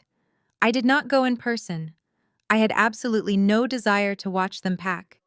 I monitored the entire eviction through the live video feed transmitted by the lead security officer's body camera. It was a masterclass in poetic justice. Richard and Catherine, the elite snobs, who once hosted lavish charity galas and sneered at anyone who wore off-the-rack clothing, were now frantically shoving their remaining belongings into cheap brown cardboard boxes. Because their bank accounts were entirely frozen, they could not afford professional movers. They could not afford a moving truck. They had to borrow a rusted, dented pickup truck from a former groundskeeper who only agreed to help out of pure pity. I watched through the crisp, high-definition feed as Catherine dragged a heavy trash bag filled with designer shoes across the pristine hardwood floors she used to brag about. Her makeup was smeared, her hair was a tangled mess, and she was actively weeping as the security guards stood by with their arms crossed, strictly enforcing the 24-hour deadline. Richard carried a heavy box of cheap kitchenware out the front door, his head bowed, entirely stripped of his arrogant patriarch persona. As the rusted pickup truck sputtered to life and rolled down the sweeping driveway. For the last time, the massive wrought iron gates swung shut behind them, permanently locking them out of the high society world they had worshipped over their own daughter. Their new reality was a brutal, unforgiving shock to the system. With no credit, no liquid cash, and a massive foreclosure permanently scarring their financial records, Richard and Catherine were entirely blacklisted from the affluent suburbs. They were forced to rent a cramped, dilapidated one-bedroom apartment on the extreme industrial outskirts of the city. The contrast was staggering.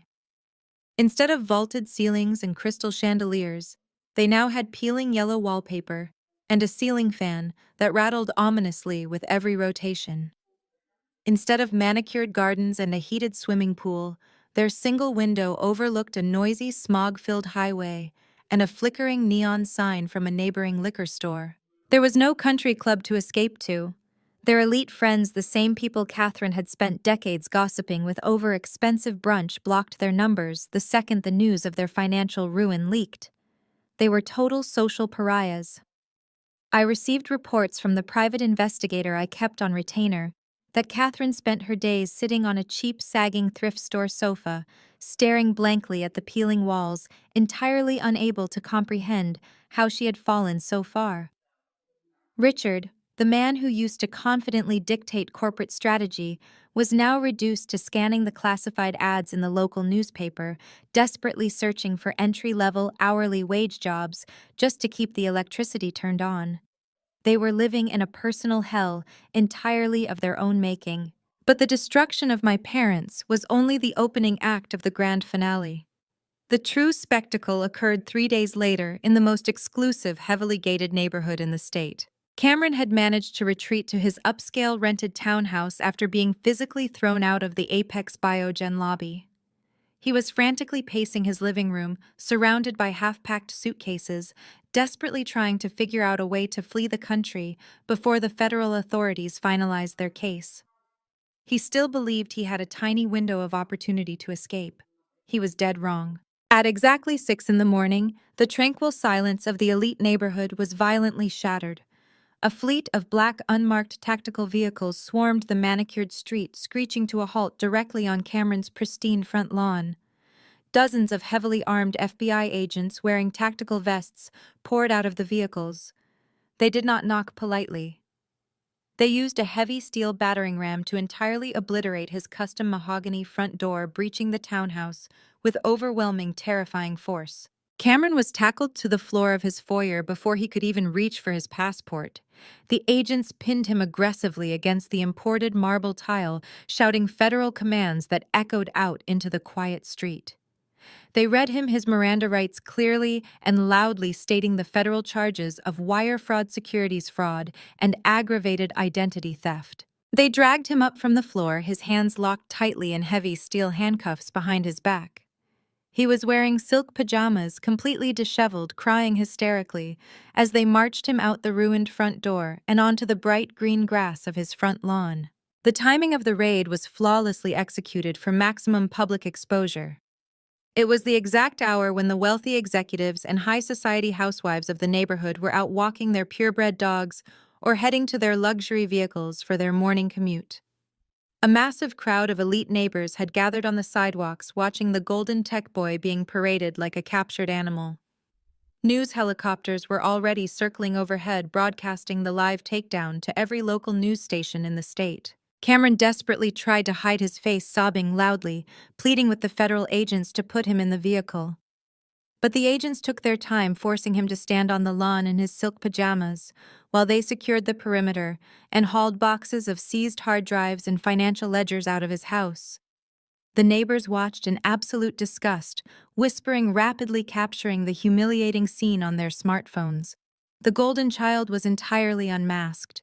His brilliant tech founder persona was permanently burned to the ground in front of the exact high society audience he had sacrificed his own family to impress. By noon, the footage of Cameron crying in handcuffs on his front lawn was trending across every major social media platform and financial news network. The articles detailed his elaborate Ponzi scheme, his forged documents, and the millions of dollars he had stolen from unsuspecting investors. The family name was not just tarnished, it was completely obliterated.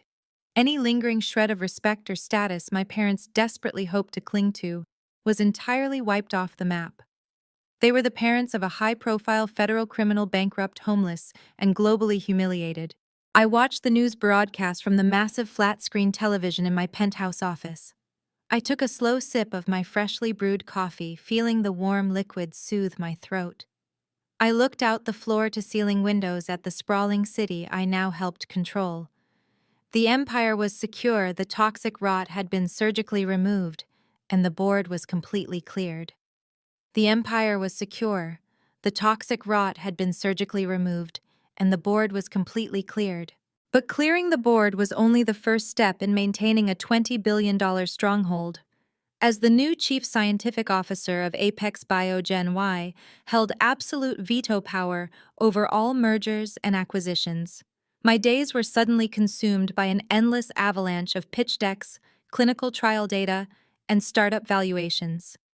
While my dual doctorate allowed me to instantly identify fraudulent genetic research and scientifically impossible agricultural claims, evaluating the financial integrity of these companies was an entirely different battlefield. The current financial executives at Apex Biogen had already proven their staggering incompetence. They were the exact same men who had eagerly greenlit Cameron's fabricated spreadsheets simply because he wore an expensive suit and used the right corporate buzzwords. I could not trust them. I needed a financial attack dog. I needed someone who could see through the intricate, deceptive labyrinths of corporate accounting with the same ruthless clarity that I applied to genetic sequencing. There was only one person on the planet who possessed that exact level of unmitigated, terrifying financial brilliance. I sent a secure car to pick up Nia later that week. When she walked through the heavy glass doors of the Apex Biogen penthouse boardroom, the transformation was nothing short of breathtaking. The exhausted, terrified woman in the beige trench coat from the dimly lit coffee shop was entirely gone. The suppressed, perfectly manicured housewife, who had spent a decade shrinking herself to protect Cameron's incredibly fragile ego, had been permanently erased. Nia stepped into the room wearing a striking, tailored emerald green power suit that complemented her rich, dark skin perfectly. She carried a sleek leather briefcase, walking with the posture of a woman who had just single-handedly handed the FBI the roadmap to dismantle a massive federal crime ring. I stood up from the mahogany table and poured 2 glasses of sparkling water, sliding one across the polished wood toward her.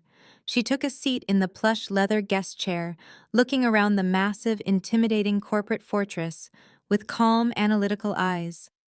"How are you holding up?" I asked, taking my seat across from her. Nia offered a genuine, radiant smile.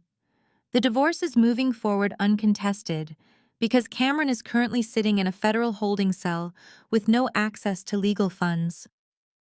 The authorities froze his accounts, but because I turned state's evidence and proved my signatures were forged, my personal assets are fully protected and separated from his wreckage. For the first time in 10 years, Savannah, I am completely free." I nodded, resting my hands on the table. "You are free, and you are currently unemployed. I want to change that immediately." Nia raised an eyebrow, taking a slow sip of her water. "I listened as you dismantled my brother in this exact room," I continued, my voice shifting into a sharp professional register. "You untangled a multi-million-dollar cryptocurrency Ponzi scheme, tracked hidden offshore transfers, and compiled a bulletproof forensic audit using nothing but a laptop at your kitchen table. You did all of that while actively playing the role of a supportive tech wife. You possess a level of financial genius that the executives in this building severely lack." I slid a thick, heavy corporate contract across the table.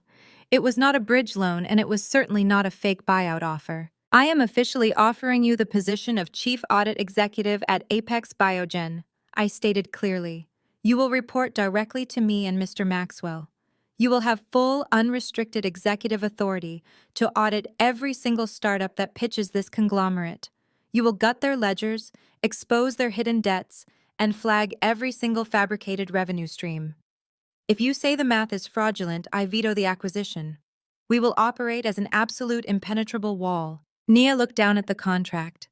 Her eyes scanned the bold text detailing a 7-figure base salary, massive corporate stock options, and a comprehensive benefits package that would secure her financial independence for the rest of her life. The golden child of our toxic family had used her as a disposable prop, actively forging her name to steal her future. Now the discarded daughter was handing her the keys to a kingdom. Nia looked up from the paperwork. A fierce, deeply emotional fire burned in her eyes. "I spent a decade hiding my intelligence because my husband was terrified of a smart woman," Nia said, her voice completely steady but laced with profound power. "I watched him throw millions of dollars into the garbage while his parents applauded his reckless stupidity. I am never shrinking myself for anyone ever again." She reached into her briefcase, pulled out a silver pen, and signed the contract without a single second of hesitation. The impact of Nia joining the executive team was immediate and absolutely devastating to the old boys club at Apex Biogen. The traditional finance bros in the mergers and acquisitions department attempted to push back against her authority during her very first week. They walked into the boardroom with bloated financial projections for a trendy agricultural tech startup, expecting the new chief audit executive to simply rubber stamp their paperwork. Nia slaughtered them. She stood up, activated the digital smartboard, and systematically dismantled the startup's entire financial history in less than 15 minutes. She exposed hidden liabilities, toxic debt structures, and a highly illegal shell company the startup was using to inflate their quarterly earnings. The finance executives sat in stunned, terrified silence as she ripped their multi-million-dollar proposal to shreds, using nothing but raw math and forensic precision. I sat at the head of the table watching my sister-in-law completely dominate the room and proudly slammed my veto stamp onto the rejected file. Within a month, the entire corporate culture of Apex Biogen had shifted. The scammers, the smooth talkers, and the fraudulent tech founders stopped approaching our conglomerate entirely. They knew that pitching Apex meant facing the firing squad. They knew they had to survive a brutal scientific interrogation from me, followed immediately by a terrifying forensic financial execution by Nia. The two women who were constantly used, abused, and entirely dismissed by Richard, Catherine, and Cameron now sat at the very top of a multi-billion-dollar empire. We did not need their toxic validation. We did not need their conditional love. We had forged our own absolute power out of the exact brilliance they had tried so desperately to crush. Every time we walked down the glass corridors of the 50th floor side by side, we were a living, breathing testament to the ultimate revenge. We were flawless, we were untouchable, and we were running the world. 3 months later, the dust from the explosive collapse of my toxic family had completely settled. The brutal, rapid transition from being the discarded scapegoat to the chief scientific officer of a $20 billion conglomerate had smoothed into a flawless, highly lucrative routine. Naya and I operated Apex Biogen with surgical precision, driving the company to record breaking quarterly profits. I had upgraded my living situation, moving out of my cheap student housing and purchasing a massive multi-million-dollar penthouse suite in the absolute center of the city. I was entirely insulated by wealth, private security, and the profound peace that comes from permanently cutting out a malignant tumor. I had changed my personal phone number, scrubbed my private email addresses, and instructed my security detail to automatically intercept any mail originating from my parents' new zip code. I had built an impenetrable fortress around my peace of mind. But desperate people possess an uncanny, almost supernatural ability to slip through the cracks when they hit absolute rock bottom. It happened on a quiet, rain-swept Friday evening. I was sitting on my plush velvet sofa wearing a silk robe, sipping a glass of vintage red wine while reviewing a stack of international patent applications. The fire crackled softly in the marble fireplace. My secure private cell phone, a number given exclusively to Mr. Maxwell Nia and my top-tier executive staff, began to vibrate against the glass coffee table. The caller ID simply read, "Unknown caller." Normally, I would have ignored it.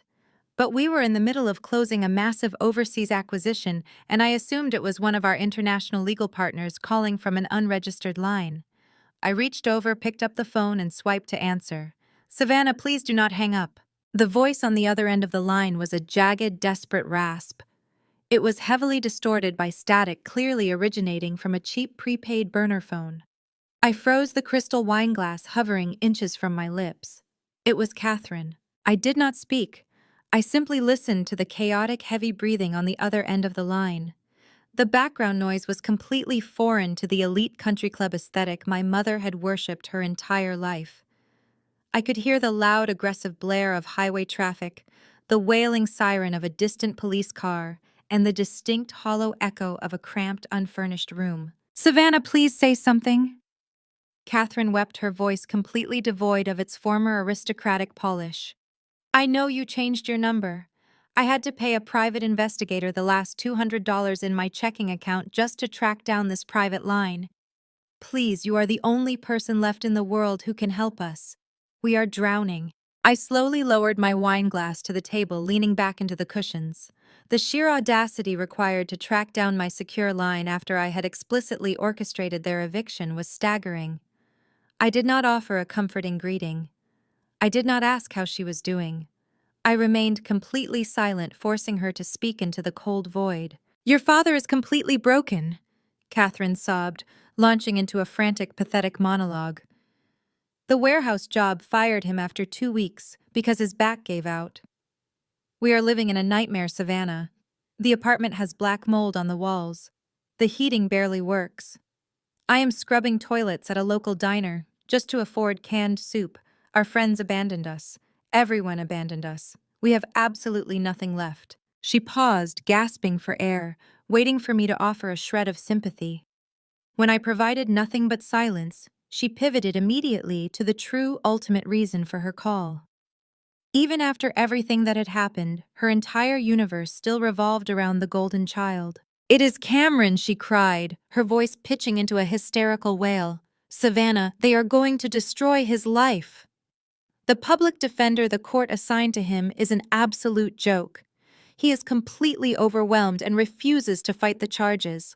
He told Cameron to take a plea deal for 15 years in federal prison. 15 years, Savannah. He will not survive in there. He is a sensitive, brilliant boy. He just made a mistake. A mistake. That was the word she chose to describe a multi-million-dollar federal Ponzi scheme, massive identity theft, and the intentional destruction of her own home. The delusion was permanently hardwired into her brain. "You have millions of dollars now," Catherine begged, the desperate greed creeping back into her tone. "We saw the articles. We know about your bonus.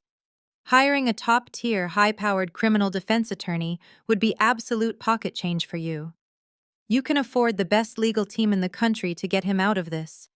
You have to save your brother. And Savannah, since you have so much now, maybe you could just set up a small monthly stipend for your father and me. Just $5,000 or $10,000 a month. Just enough so we can survive and move out of this horrible neighborhood. We are your family. Blood is thicker than water. Please, Savannah, we are begging you." I sat in the quiet luxury of my penthouse, listening to her pathetic, hyperventilating sobs. A year ago, a call like this would have sent me into a blind panic. I would have felt the crushing, toxic obligation to empty my savings account just to rescue them from their own catastrophic decisions. I would have desperately hoped that saving them would finally earn me their love. But sitting there now, holding the phone to my ear, I felt absolutely nothing. My heart rate did not elevate. My breathing remained perfectly steady. The emotional umbilical cord was not just cut, it had been incinerated. I realized with absolute terrifying clarity that they had not learned a single lesson. They did not feel genuine remorse for how they had treated me. They simply viewed me as an unlimited bank vault they could guilt trip into funding their survival. They were a bottomless black hole, and I refused to throw a single penny into the dark. I took a slow, deep breath, letting the silence stretch for one final agonizing second before delivering the absolute final verdict on our relationship. I did not yell. I did not curse. I responded with a chilling, calm finality that froze the air in the room. "You were right, Mom. My veterinary degree is for treating animals. But at least animals understand loyalty. This family does not." I pulled the phone away from my ear, her frantic screaming pleas still leaking from the tiny speaker, and tapped the red button. The call disconnected instantly. I opened the security settings on my phone, permanently blocked the burner number, and updated my digital firewall to automatically reject any unregistered calls. The execution was complete. The final bridge was burned to ash. I picked up my glass of wine, turned my attention back to my international patents, and never looked back.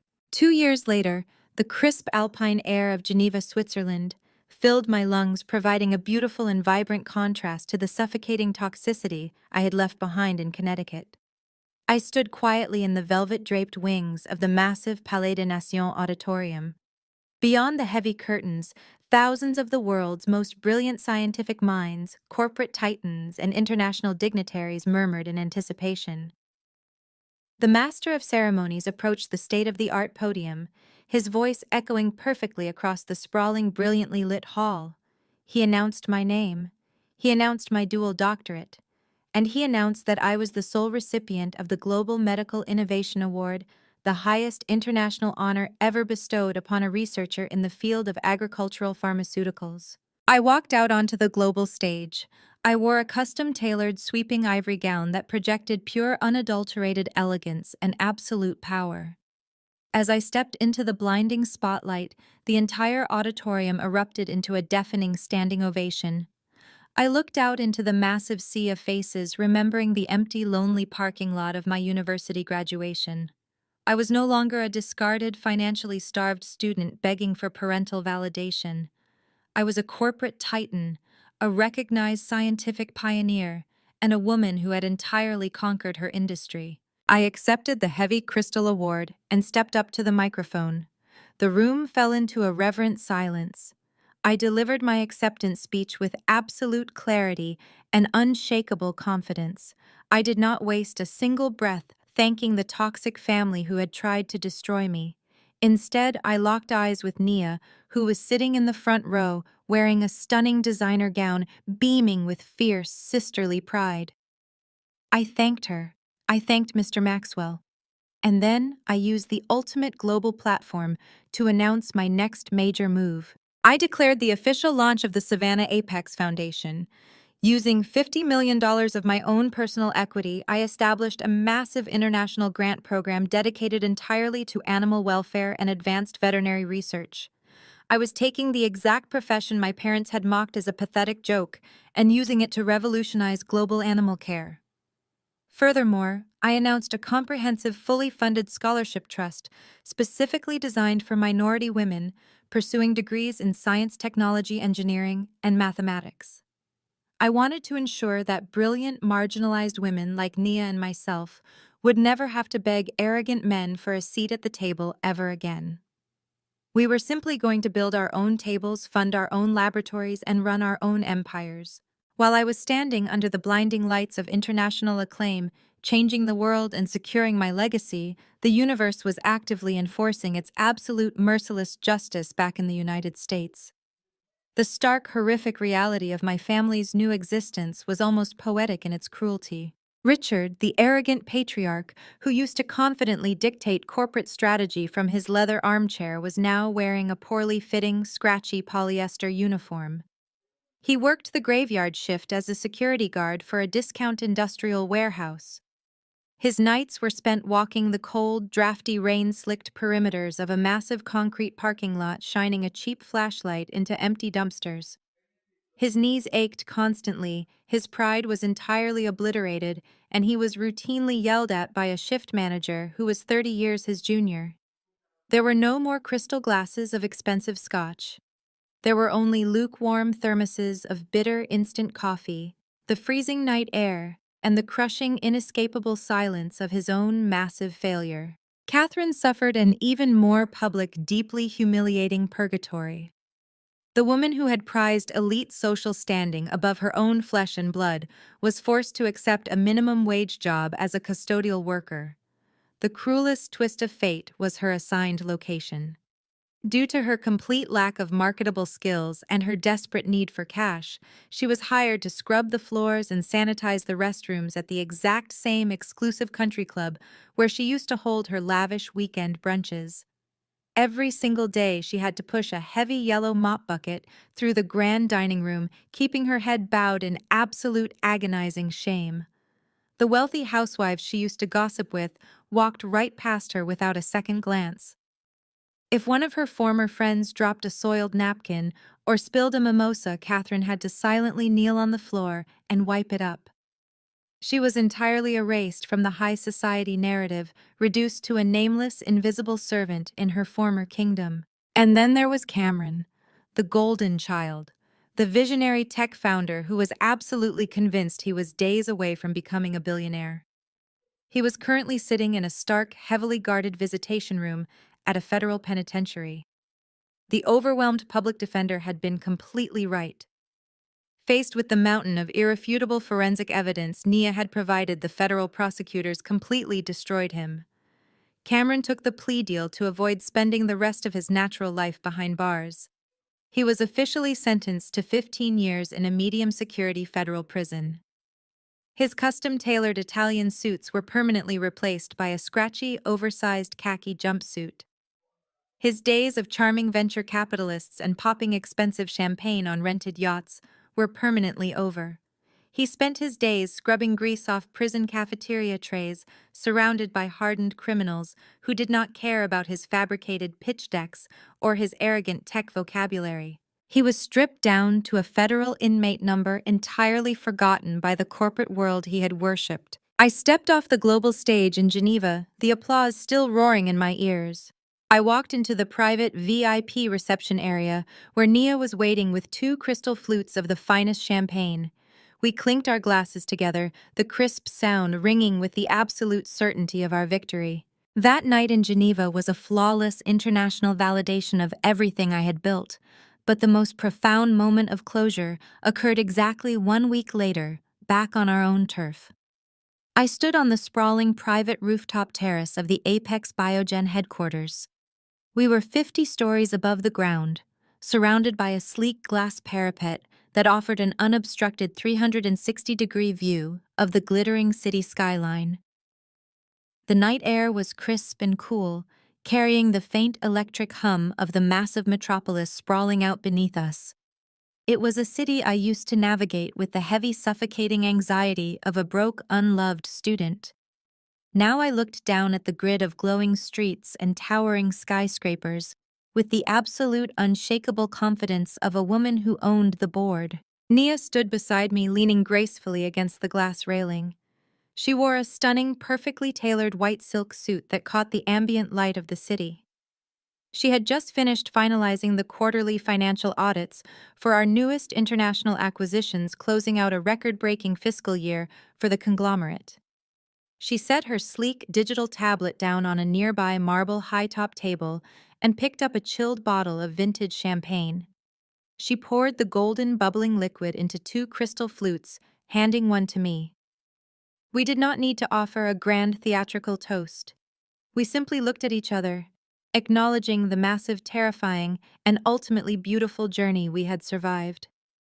We clinked our champagne glasses together, once more, the delicate chime echoing softly into the night sky. I took a slow sip, letting the crisp, dry champagne cool my throat as I looked out over the glittering horizon. Standing at the absolute pinnacle of corporate and scientific power, my mind drifted into a quiet, profound reflection on the true nature of revenge. For my entire life, society, movies, and pop culture had conditioned me to believe that revenge had to be a loud, destructive, and deeply chaotic event. I used to think that achieving justice meant engaging in endless screaming arguments, desperately trying to force toxic people to understand the pain they had caused. I thought vengeance required malice. I thought it required stooping down to their level, dirtying my own hands in the mud, to ensure they felt the exact same sting of rejection and humiliation I had endured. But looking down at the empire I commanded, I realized with absolute clarity that true vengeance requires none of those things. Retaliation is a frantic, exhausting emotion. It keeps you tethered to the people who hurt you, chaining your energy to their toxic existence. The ultimate, most devastating revenge is not destruction. It is unbothered, astronomical success. It is the act of surgically removing your abusers from your reality, cutting off their access to your light, and channeling every single ounce of your energy into your own unstoppable elevation. It is reaching an echelon so incredibly high, so completely fortified by your own brilliance and hard work, that their malicious words can no longer even breach your atmosphere. My parents and my brother had spent decades attempting to break my spirit. They had aggressively mocked my passion for veterinary medicine. They had called my dual doctorate a pathetic joke, a blue-collar failure, and a useless endeavor that would never generate real wealth. They had demanded I pay them for the basic fundamental right to exist in their family. They had tried to force me to co-sign a fraudulent loan, fully intending to sacrifice my financial future to protect a criminal golden child. Yet it was those exact ridiculed skills that became the foundation of my entire fortress. The veterinary science they laughed at was the exact key that unlocked global agricultural gene therapies. The academic rigor they dismissed as pointless earned me a $5 million sign-on bonus, an executive board seat, and absolute veto power over a $20 billion corporate giant. I took the exact weapon they used to mock me and forged it into an impenetrable shield. And Nia had done the exact same thing. The toxic men in her life had treated her as a disposable, naive accessory. They had entirely underestimated her brilliant analytical mind, assuming she would simply look the other way while they destroyed her financial security. Now she was the ultimate financial gatekeeper of an international conglomerate wielding a level of corporate authority that Cameron could not have achieved in 10 lifetimes. We did not have to plant fake evidence to destroy my brother. We did not have to steal my parents' money to bankrupt them. We simply stepped aside, established ironclad boundaries, and allowed their own blinding greed and monumental arrogance to consume them entirely. The universe had balanced the scales with terrifying precision, and we did not even have to get our hands dirty to watch it happen. The cold night wind swept across the penthouse terrace, catching the hem of my designer jacket. I felt a profound, overwhelming sense of peace settle into the deepest parts of my soul. The scared, desperate girl crying in the university parking lot was a distant, fading memory. The woman standing on the rooftop was a titan. I looked down at the millions of city lights, thinking about the massive animal welfare grants I was funding, the brilliant female scientists receiving my scholarships, and the incredible, limitless future stretching out ahead of me. I smiled, letting the final beautiful truth wash over me. They called me a failure. I turned myself into an empire. And the most satisfying part?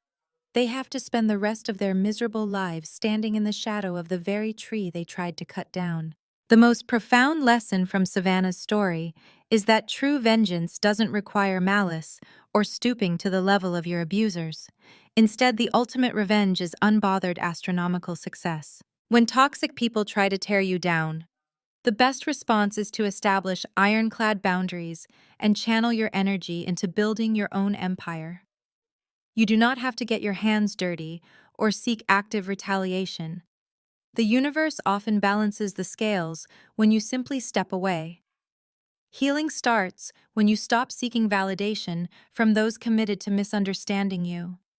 Share your own experiences with setting boundaries in the comments below.